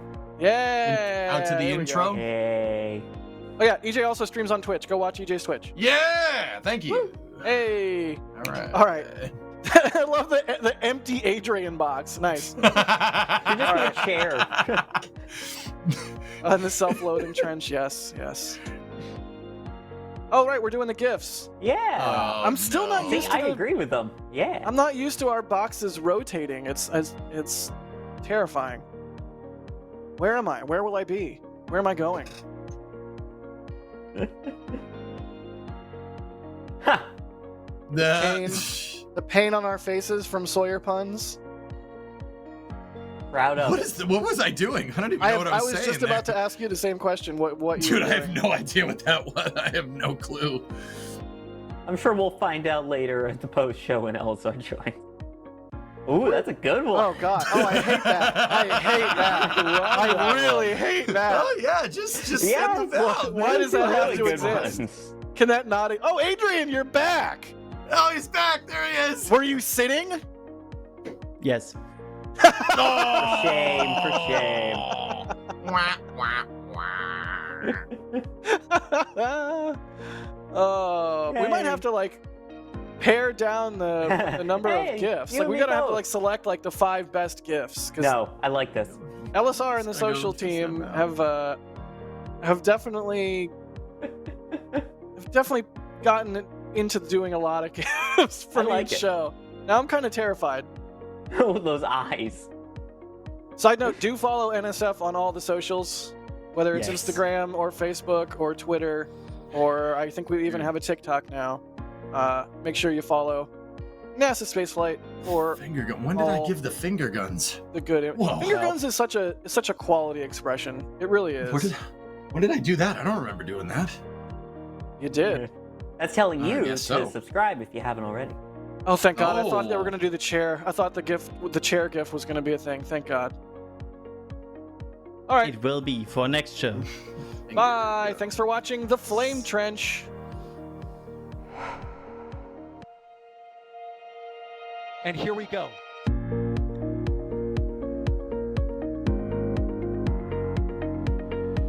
We have liftoff. Propulsion continues to be normal. R68 chamber pressure looks good. Following up. Roger, roger, Atlantic. Water towers, fly! Tango down to nominal. Flighting downside FD off. Bring in FD off.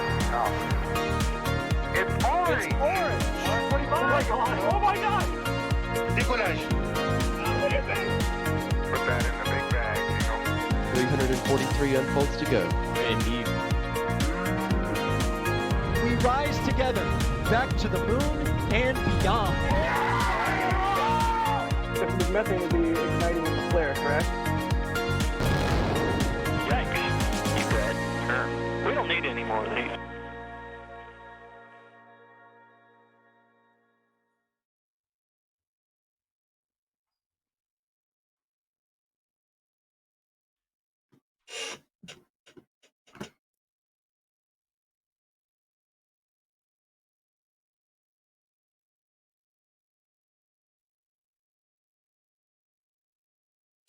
So, action, Gus, or oh, okay, there we go. Clear, sorry. Sweet. Hi, welcome to the post show. It's the post show. I'm Yeah. getting asked to spam call Andrew, so I'm gonna do that for a minute here. Forgive Hello. me while I. Welcome there a to the particular water reason? pond. If we were in the flame trench, we're now in the water pond. Yep. 'Cause that's where Yep. all the exhaust products go to after the flame trench. Isn't water pond like redundant? Hi, Dan wants your help. I don't know, but he's vociferously asking for your help in the control center. I don't know, but please look at control center or Dan DMs or whatever. Okay, bye. Who are you talking to? Resisting the urge to make a your mom joke. It was Andrew. Andrew and Dan, Andrew. who I call Dandrew, were out here the last couple days for infrastructure work. Andrew left. Andrew left Wednesday. Dan's still here till Sunday. Dan is working at our south lot and has some questions for Andrew. So I just called Andrew on Dan's behalf. Oh, we Dandrew. didn't see that one on air, did we? Oh, it's the chair gif. I don't know if it made no sense, but it felt like the right thing to do as I was being roasted for my car. So that's what I did. It was hysterical. It was good. I have a I really was trying Savage. to find the picture of your car, but I couldn't find it. aha in your face. It was on his Instagram. The worst part is I just got done roasting Sean like 3 days ago for his messed up Jeep, and it's like karma was just That's karma for you. yeah, It's the true. karma with a C. Because shut it's up, Alex. karma. Anyway. Yeah. Hi, Membies. Hi. By the way, I know Remember this these- only and posted Twitch 40 stream. minutes ago, but please no Doctor Who spoilers. Oh, Really? God. We have 46 members watching? That's the most ever. Woo! That's the most ever. Growing. Each week Jack, there's you- more Membies. Jack, you know, 47? yeah. 7 now. More In a men, row? more More than better. It's in a row, dude. I think that was the most risky thing I've ever said on stream, and I've said butthole shooter. Oh my god! I lost it. I couldn't. If you haven't seen Clerks and you don't get the reference, you should probably watch Clerks. 37. My rocket just launched 37 satellites in a row. 37? I'm 37. Holy cow, we're over 50. That is so good. Hi, everyone. Oh, Welcome man. to the Hi, insanity that Membies. is our Hi, PG-13 post show here. I mean, come on. If we're gonna call it the PG-13? if we're gonna call it the Flame Trench, we got to get a little spicy. PG plus. There you go. PG plus max plus. No, you're not. You quitter. Quitter. Right, you had to sit down. I'm Even if getting it asked- was on the commode as opposed to a chair. Oh, I was gonna say, well, dude, if you were going number one, then you didn't break your streak. Just saying. The streak is broken. That's all you need to know. Don't tell us what it was. We don't want to know. You already Even did the in our description back. before, I think it was a lot of number two. Stop Obviously- it. This is obviously okay. you're not- This is bad. This is just bad. You were not reading the back channel, Jack.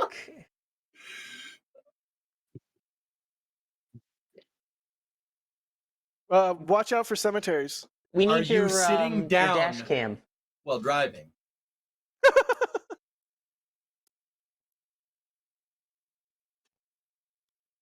Oh. No, Yes, EJ, it's a good question. Adrian, are you sitting down while you drive? Or are you standing? You have a standing car? A standing car. That's like the Flintstones, right? EJ, what caliber Yeah. are those guns? Probably like 22 because I'm leaning up against my chair. Yeah. Probably not. This little flap there. Which way's the beach? Yeah. You know where the weight room is? I think it's over there. I'm gonna Oh go. no, over my there. shirt happened to rip. Oh no. Oh god, my jeez. shirt ripped Oh, off. I spilled water all over myself. Oh god, Jesus, everywhere. Did you guys? I better you guys- take my shirt off. yeah. Do you guys know I have a shirt like this in real life? What? You do? Yeah, man. There was Read. no indication that you. Oh, That's the I full get it. shirt. Yeah. Do you though? Yeah. It is Friday. Today, But It's it's Flame like Trench Friday, baby. But it's like Yeah, what, it is. 1:45 a.m. where you are? He's gonna be awake much longer because we got a long.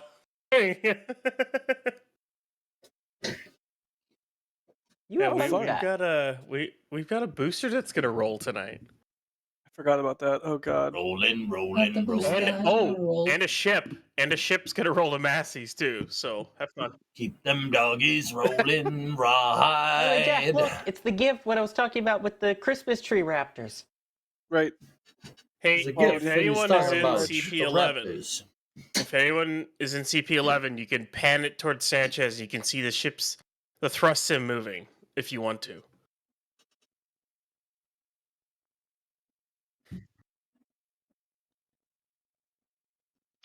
I don't know why you can't hear Adrian, because I had him muted in Discord because he was on the show. That's Now probably you for the can better. hear in Adrian.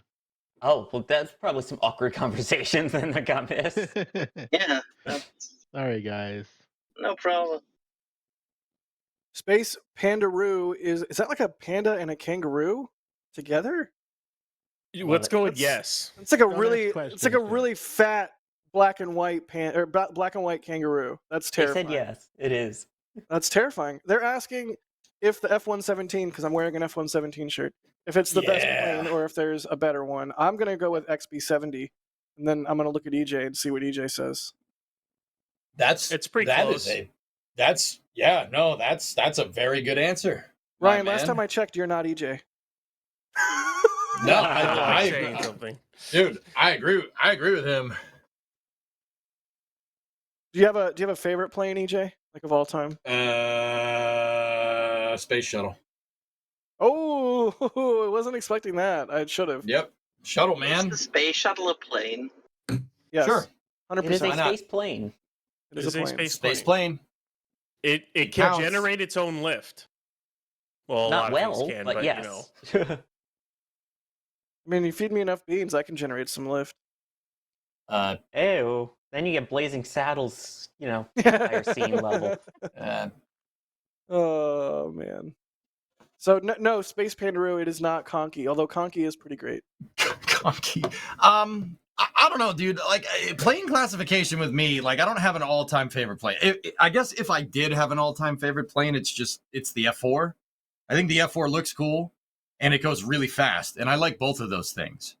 So, but I mean, I like to classify planes by era. So, like, I have a favorite World War II plane. What is it? P-38. Nice. That's like the double tail one. Yeah, it's turbo supercharged. Yeah, that's a lot. Turbo of super closure tonight. Sorry for interrupting. 10 p.m. Yeah. 10 p.m. Mm-hmm. Is that Central? Yes, Central. So go back to your plane talk. Okay, cool. So the P-38 has two Allison V1710s. Hi, Hello? Dan. Hi, Dan. Hi. Hi, Dan. Hi, Bob. What do you need, Dan? Made some refreshments, Dan. By the way, Dan, you're live with members, just in case you didn't know. Hi, everybody. Dan, what do you need? Food. I don't have a car. Deliver something. I'm dying out here. You're still out there, Dan? Damn. I will see. I keep telling him not to work during the heat of the day. I keep telling him. Damn, Daniel. Back at it again with the white vans. I don't know how I can get you food, but I can try. Like I'll send a pizza to Mary's or something. I don't know. Sean just said in Control Center he could pick something up with his working vehicle. No. Thing works. Working in quotations. Semi-working, yeah. I think I have a picture somewhere. Hold on.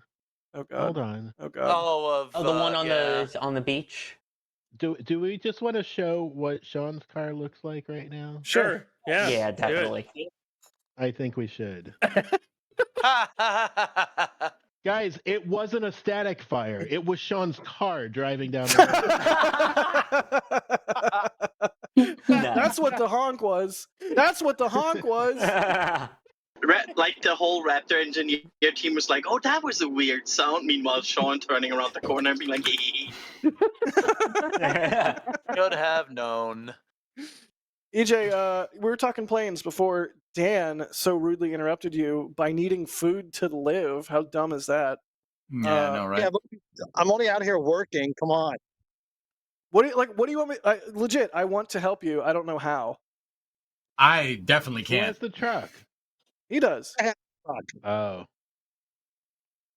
Wait, if Dan has the truck, he can go drive himself to get food, can But he? he's got a whole crap load of stuff to do, so it would be more efficient if we could get food to him than him going to the food. Because it's like a, hour and a half, 2 hour round trip if he goes and gets food.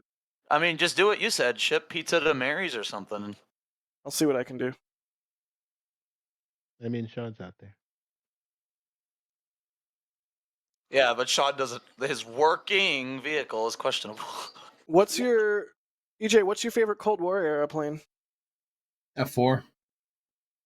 What's your favorite modern plane? F-22. Quality. Tomorrow, Jack, right? What? Flying all day tomorrow? Doing what all day tomorrow? Are you going to be able to help me tomorrow? Yes. The only thing I have to do tomorrow besides help you is record SBU and a brilliant ad. .org. .org.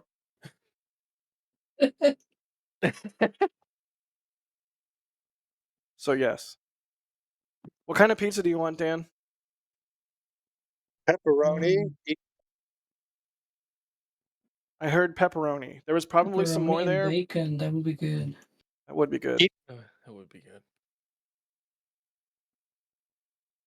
I think Alex, Dan's you're cutting writing it out. SBU this week, right? Yep. 30-minute Cool. stories update. Nice. Enjoy, Jack. There is so much stuff that happened this week and upcoming this week. Like, holy cow. UK Ryan is gonna enjoy it even more. Oh, yeah, he's he gonna love loves it. editing long videos. super long videos. Mr. Map, you mean? Don't you mean Yeah, Mr. Map? Yeah, Mr. Map. Yeah. If I miss this freaking... Okay, I'm not cursing, but I think I missed Aurora. That sucks. There'll be more though. Yeah, this was just the strongest one in 19 years. There will be more. Don't worry. Mr. Boy. Pinky. Hi. I cannot express how much joy I get from Mr. Map. I'm the map. I'm the map. Jack, hold on a second. What's your favorite World War II plane? Mine? Yeah. Don't say P-51. No. Everyone says that. No. Okay. Okay, hang on. Is it the... Which one's the Strato Fortress? 25? What? That's no. the buff. That's the the 52. Mitchell. No, what's the Mitchell. one? What's oh my god, hang on. I'm World War II. Super Fortress, B-29. Oh, 29. I love Ryan's reaction to me saying that his video is gonna be 30 minutes long. What? No, 30 minutes. Piss off. Why are you mad, EJ? Because it's your favorite. You don't even know the name. How much of a favorite could it be? It's the one that dropped the nuke. Come on. That was a modified 29, but anyways. Ryan? EJ is out of focus. I will fight you. I gotta think here because there's a lot of good ones. I think one of my favorites, the F6F Hellcat. All right, good carrier plane. There you go. What about Mine's two the engine? one with the Two engines engines? and wings. Do you mean a 2-engine one? Yeah, what's your favorite two engine? Adrian, come on. You don't have a favorite World War II plane? We all know you like Focke-Wulf 190s. Don't lie. He's a Messerschmitt guy for sure. I cannot even name you. I cannot even name you one single World War II airplane. The B-25 Mitchell's pretty cool. You know, Us? it's a decent. Ballroom. It's a decent bomber. I will say though, the P-38 Lightning. I will agree with you on that. It's a great airplane.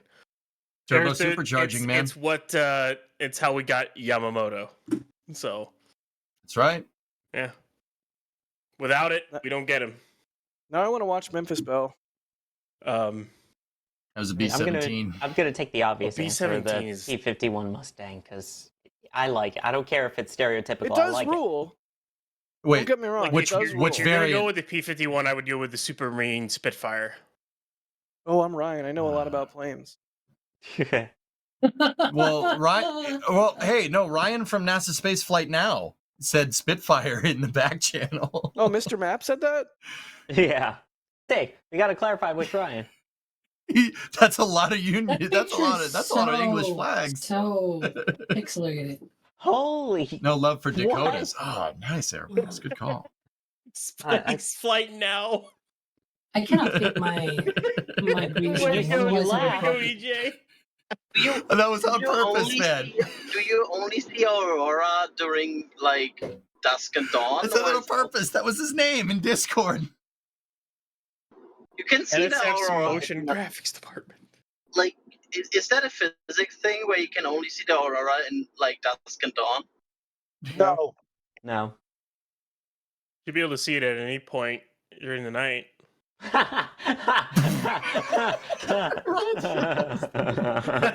Right. Kevin, bring that up.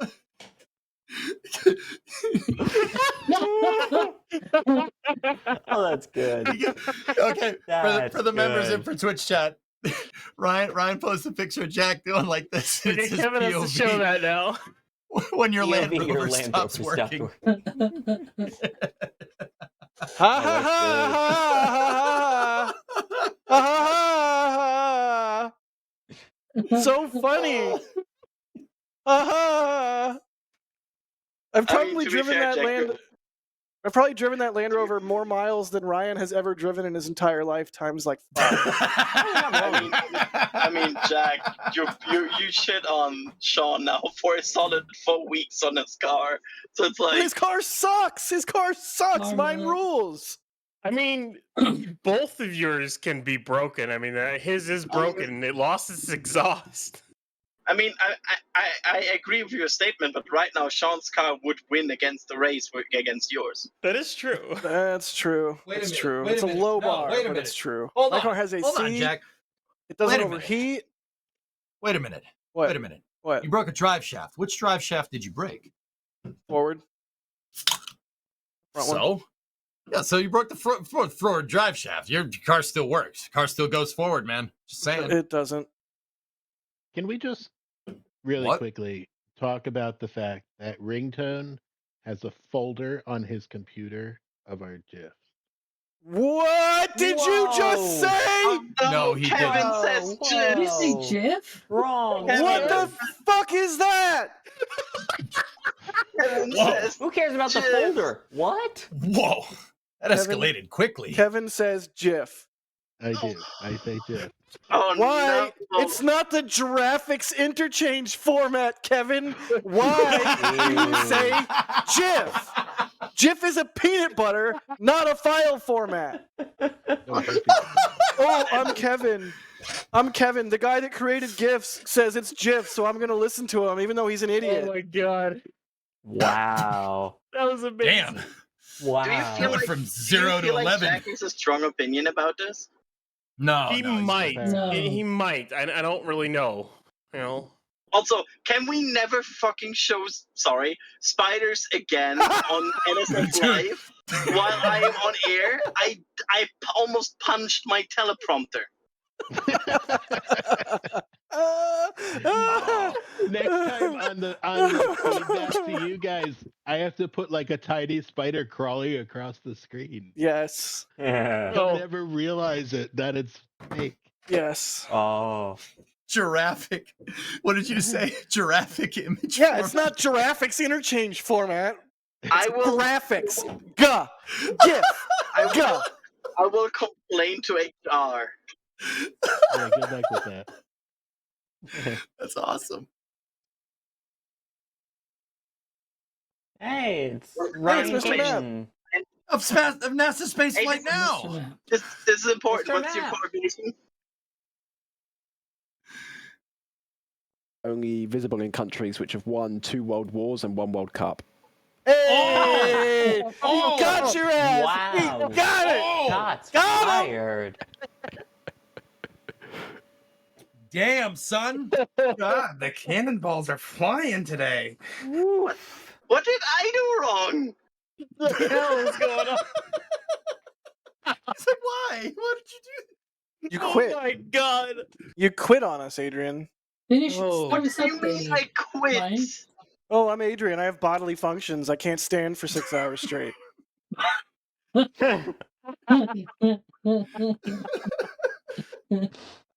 Apparently, this post show has just turned into me being mean to everybody. I've had a really hard day and a hard week, so I apologize. That includes the temporary, and I stress temporary, disablement of my Land Rover, plus some family stuff. So. Does your Yeah. does your Jack, Land I'm Rover have a moving trans- south.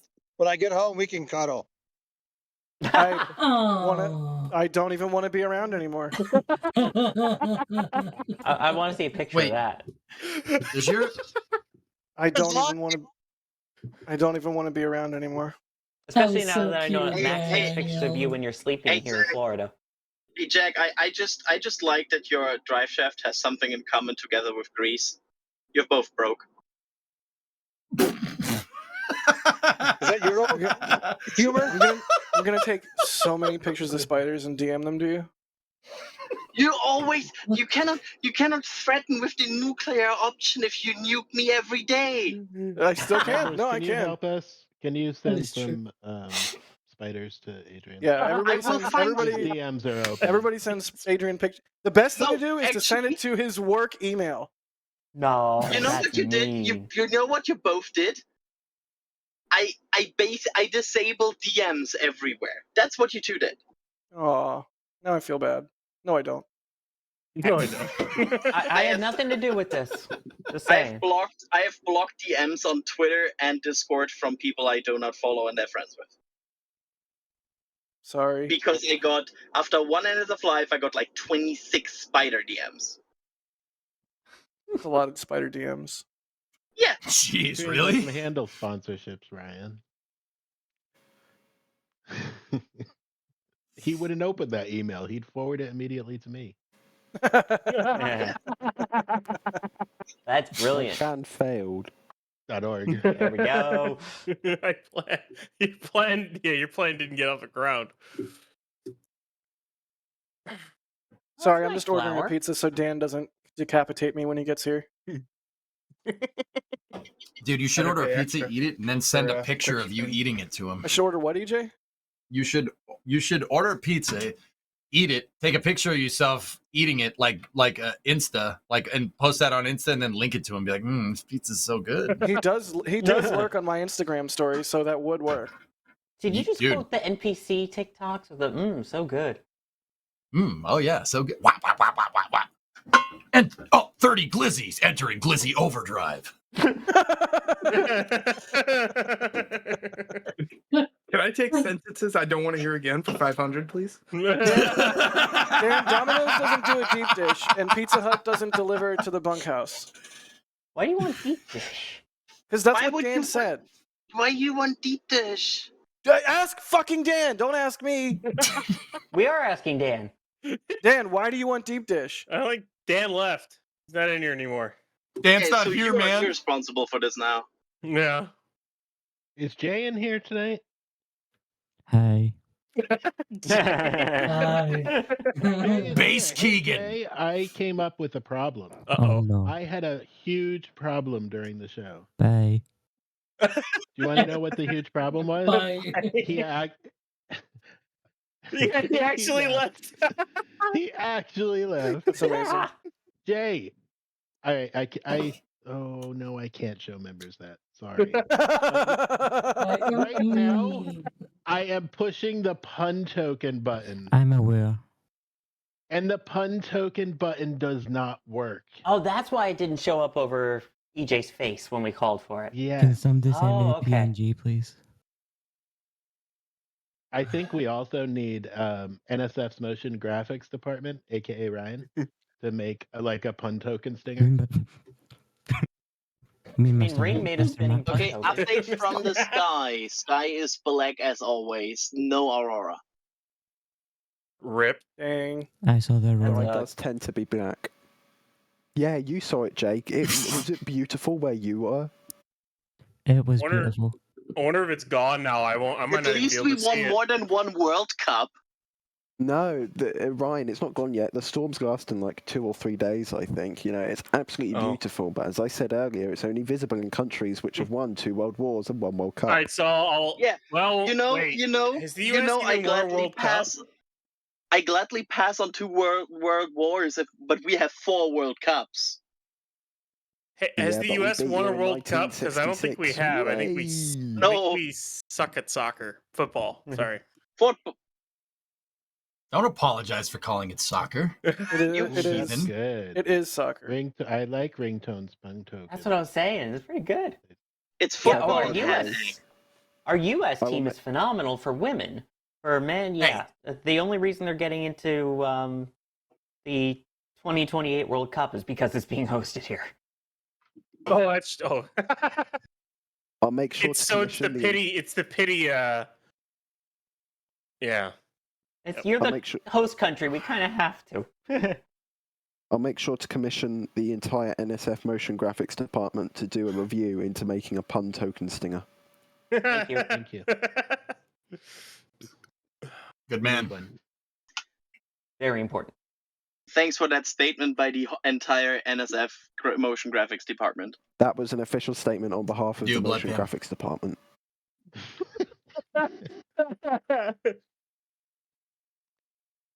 Very funny, Drew. Saying the U.S. is 117-2 in World Series. Lol. I love Yes. that we call it World Series. It's too Yeah, funny. it's us in Canada. Hey, if the rest of the world wants to play baseball, they can, but they don't want to play baseball. So Now it's I want to World watch Series. Mr. Baseball. I'm sorry, I Japan kind of is... wanna. Jay, Tom you Selleck? know, Jay, Oh. you know, I see you soon, right? Yeah. I'm sure that's a good point. I mean, dude, if we want to make a Far East League and have that compete with the AL and the NL, I'm cool with that. I mean, Just their saying. baseball teams are unbelievably good. Shohei Ohtani. What's up, Adrian? Yeah. Oh, I need And his to. interpreter. I was Oh, wait. watching hockey here. What's the score? Oh, Florida's no. still up 1-0. Good. Oh, you Don't. Oh, Damn you were it, watching man! Fight Stick? I love Fight Hey. Stick. Given that I live Oh, right near the hey. stadium, I This gotta will root be for the the Panthers. one big thing we completely disagree on, EJ. I'm from St. Louis, so I'm sorry, but I love the gif of Marchand crying when we won the I hate Stanley you. Cup. I hate you. Ah, You know, sad noises for us Blue Jackets fans because Columbus Oh, is never God. rich. Hey, but I the mean- Tampa Bay Lightning is really the best hockey team ever, But- huh? as Whatever. the Until the Panthers Bruins beat smacked them them, down. but- No, that wasn't the Bruins. But anyways, what we can though, EJ, is just laugh at the Leafs together. Oh, Maple Leafs, No. that's what it was. There's no making peace with Blues fans. Sorry, pal. Let's go Rangers. No making peace. Nope. Let's go Rangers. Well, it was nice knowing you then, EJ. I hate you. I'll It tell was you one not thing. nice knowing you, Ryan. That's what EJ's saying. I'll tell you one thing. For us, Blue Jackets fans, I'm honestly surprised we haven't fired our head coach yet because we've made some very poor coaching decisions. You did fire your head coach before the start of the season. It was Mike Babcock. Well, no. I'm talking Pascal Vincent, our current coach, because he hasn't been great at all. He's only been there 1 year. Yeah, and look what happened. Usually coaches last longer than 1 year. Although Mike unless you're Babcock didn't even Pittsburgh. last a single game. Unless you're Pittsburgh, because let's face it, with the Penguins, if you don't make the playoffs, you're fired. Doesn't matter how great you are. No, like Actually- John Cooper, as for the Lightning, he's the longest tenured coach in the NHL. He's got like 12 years as the Lightning head coach. There was a year where he missed the playoffs and he didn't get fired. Jack, wake up! Come on, Can you're we, a hockey can we fan. talk about something I care about Okay. in any way? Bacon! All right. Your car gets fixed. But Jack, Drive you like shafts. you like hockey, don't you? I don't. We can talk about drive shafts. You want to talk about those? Talk about drive shaft. Why does that sound inappropriate? Jack, does your truck have a transfer case? Yep. Can you shift the transfer case? Yep. Why don't you just put it in 4x2 and then your truck works just fine?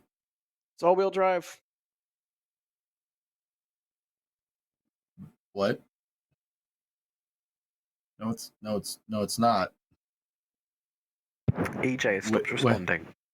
Land Rovers are not four-wheel. They're not all-wheel. There's some weird proprietary Land Rover thing that's like basically all-wheel, but there's traction control, so it's not really shitty all-wheel. But it's not really great four-wheel. And on every model of Discovery 2, up until 2002, which is the model year that I have, there's a thing where you can disconnect the linkage and be in two-wheel.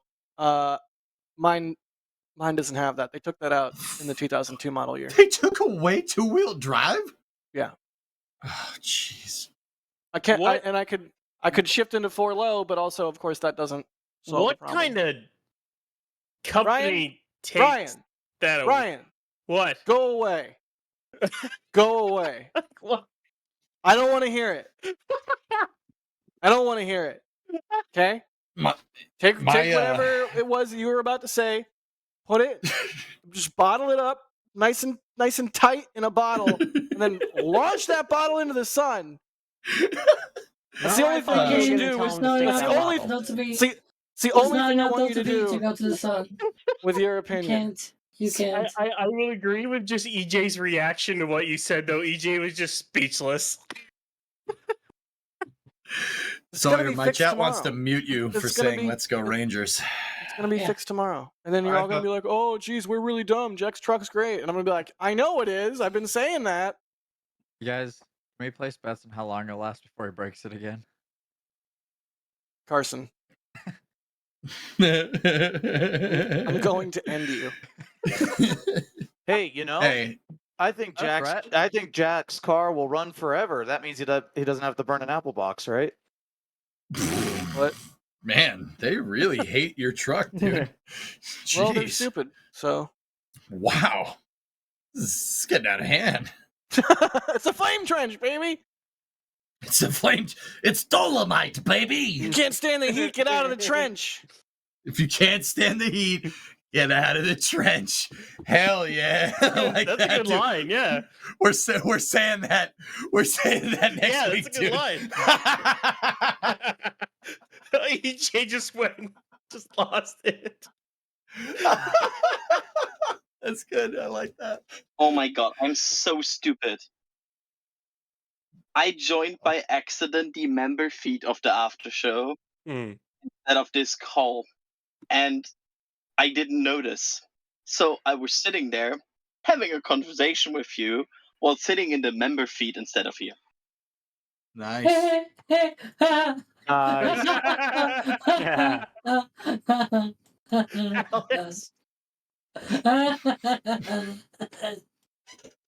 Adrian's talking to himself. Also, I've been looking at a black sky now for 10 minutes, and I'm kind of getting bored. Your eyes are probably not night adjusted because you're probably looking at your phone every 30 seconds because you can't put your phone down, just the same as when we were watching The Fifth Element. So Yeah, put your phone away and let your eyes night adjust.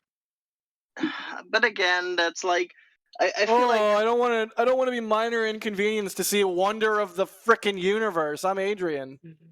no, I've been stalking on Twitter if any people see it near me, and apparently it's right now not visible. Dang. Also, I have been pointing my camera with exposure at the sky, which would see it first before I see it, and it doesn't detect it. I'm sorry, buddy. Yeah. Also, if the chairs are not comfortable, I cannot get into movie mood. That's fair. I heard there was a cool cemetery nearby. Medieval. I'm actually like 500 meters away from that. You said you weren't God. going there. You said you weren't going there. I literally. Hang out. The cemetery. I mean, it's just the darkest space in the near proximity. What should I do? When he says he knows a spot, it's the cemetery. Hey, I mean, At least it's not Pet Cemetery. Okay. What? You know that's where he's gonna. Next time he goes out on a I don't date, wanna that's where ask Adrian's questions. taking them. Nobody All has right. seen that movie, not even Jack. I'm officially frustrated. I will drive somewhere else. I have not seen Pet Sematary. I'm not really a horror movie guy. I know it's a classic, but like, He's probably scared. All right. You're also not a horror movie person. You know what? I'll be right back. I'm gonna go see if I can see the Northern Lights. I'll be right back. All right. Oh, I'd love it I'll be if right back. DJ can see it and Now Adrian you can't. piqued my interest. That I would be amused. That's Can't. just Sun's that's worse still than up here, spiders. so I have to wait. Yeah, that's how the sun works. I wonder it's if I bright. can. I'll be right Yeah, back. typically during the day. Eastern time, you might be able to, but Typically during the day, Ryan, the sun is in the sky. So yeah. thank you, Jack. It's very insightful. Yeah, I got you. We can get cloud reports via Kevin. You know what? I'm gonna Sun go see reports if I'm gonna go see if I can see the Northern Lights. You just gonna leave me here? From Starbase. I was about to say it looks pretty bright out at Starbase right now. I don't think you're Also, gonna be yeah, able to Northern see it. Lights. The fact he could just turn to his left and looked is crazy. Hey, our cams. Oh yeah, Northern Lights, man! Wow, that was a life-changing experience to see that. That was Maybe really. you need steam hams to get the Northern Lights. Yeah, it's not dark yet. Yeah, so that's not happening. Okay. I feel like some people here are trying to ridicule me. No, I'm not. What? Not me. I'm just gonna say that Yes. Adrian, they saw No, the Northern Lights in New Zealand, famously, which is in the south. So just saying. And you can't. Is your life changed, Ryan? My life has Really changed cloudy forever. It was Cloud report with Kevin.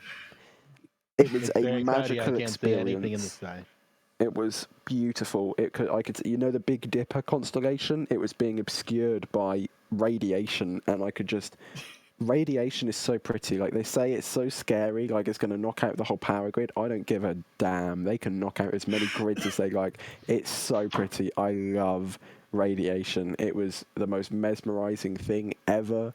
I mean, I would do Ryan, you anything didn't to see see that. crap, did you? I could get fried. It was genuinely really pretty. You couldn't was actually really see pretty. anything because it was cloudy. It was so pretty. Like I genuinely wandered outside.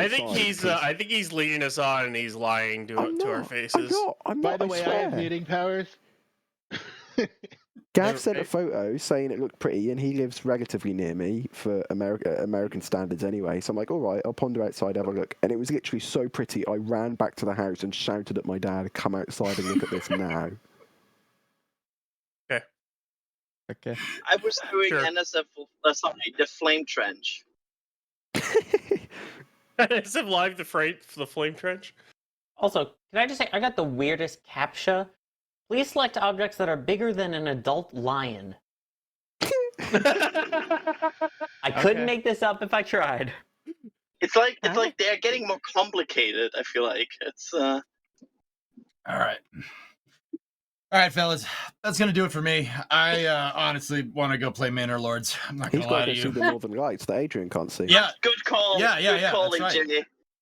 Yeah. I mean, I Ryan's not wrong though. I want to play Manor Lords and see the Northern Lights, and I can do that. You know why I can do that? We don't have a World Cup, but we 2-time World War winners. You're absolutely right, America, Ryan. baby. America. I'm looking forward for the US getting kicked out of the 2028 World Cup and the freaking group phase. Oh, we will get absolutely railed. You're 100% right. My one enjoyment. No Thanks for word being for on, word, AJ. but at least All right, that. guys. See ya, I'll AJ. see you. Auf Wiedersehen, mein See Freund. you later. Fare thee See ya. well. See you later. How long have we been post showing? I don't remember how long we were showing. For a little bit. I know normally it's 30 minutes is what we try and hit.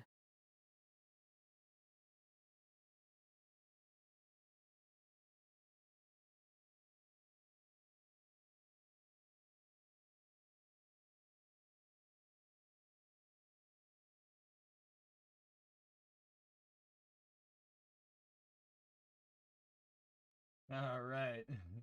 All right, I'm back. 2-time latecomer to a world war. Yeah, we had to clean up your friggin' mess. And it is your mess.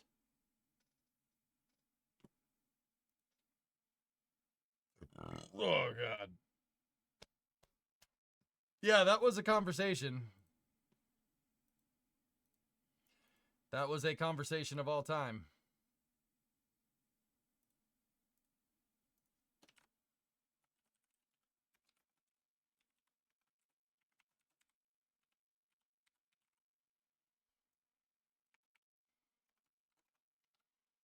All right. The first one, maybe. What? You? Yeah. Typical person from the UK. Just, oh no, it's not my fault, mate. It's not my fault. It's not my fault, mate.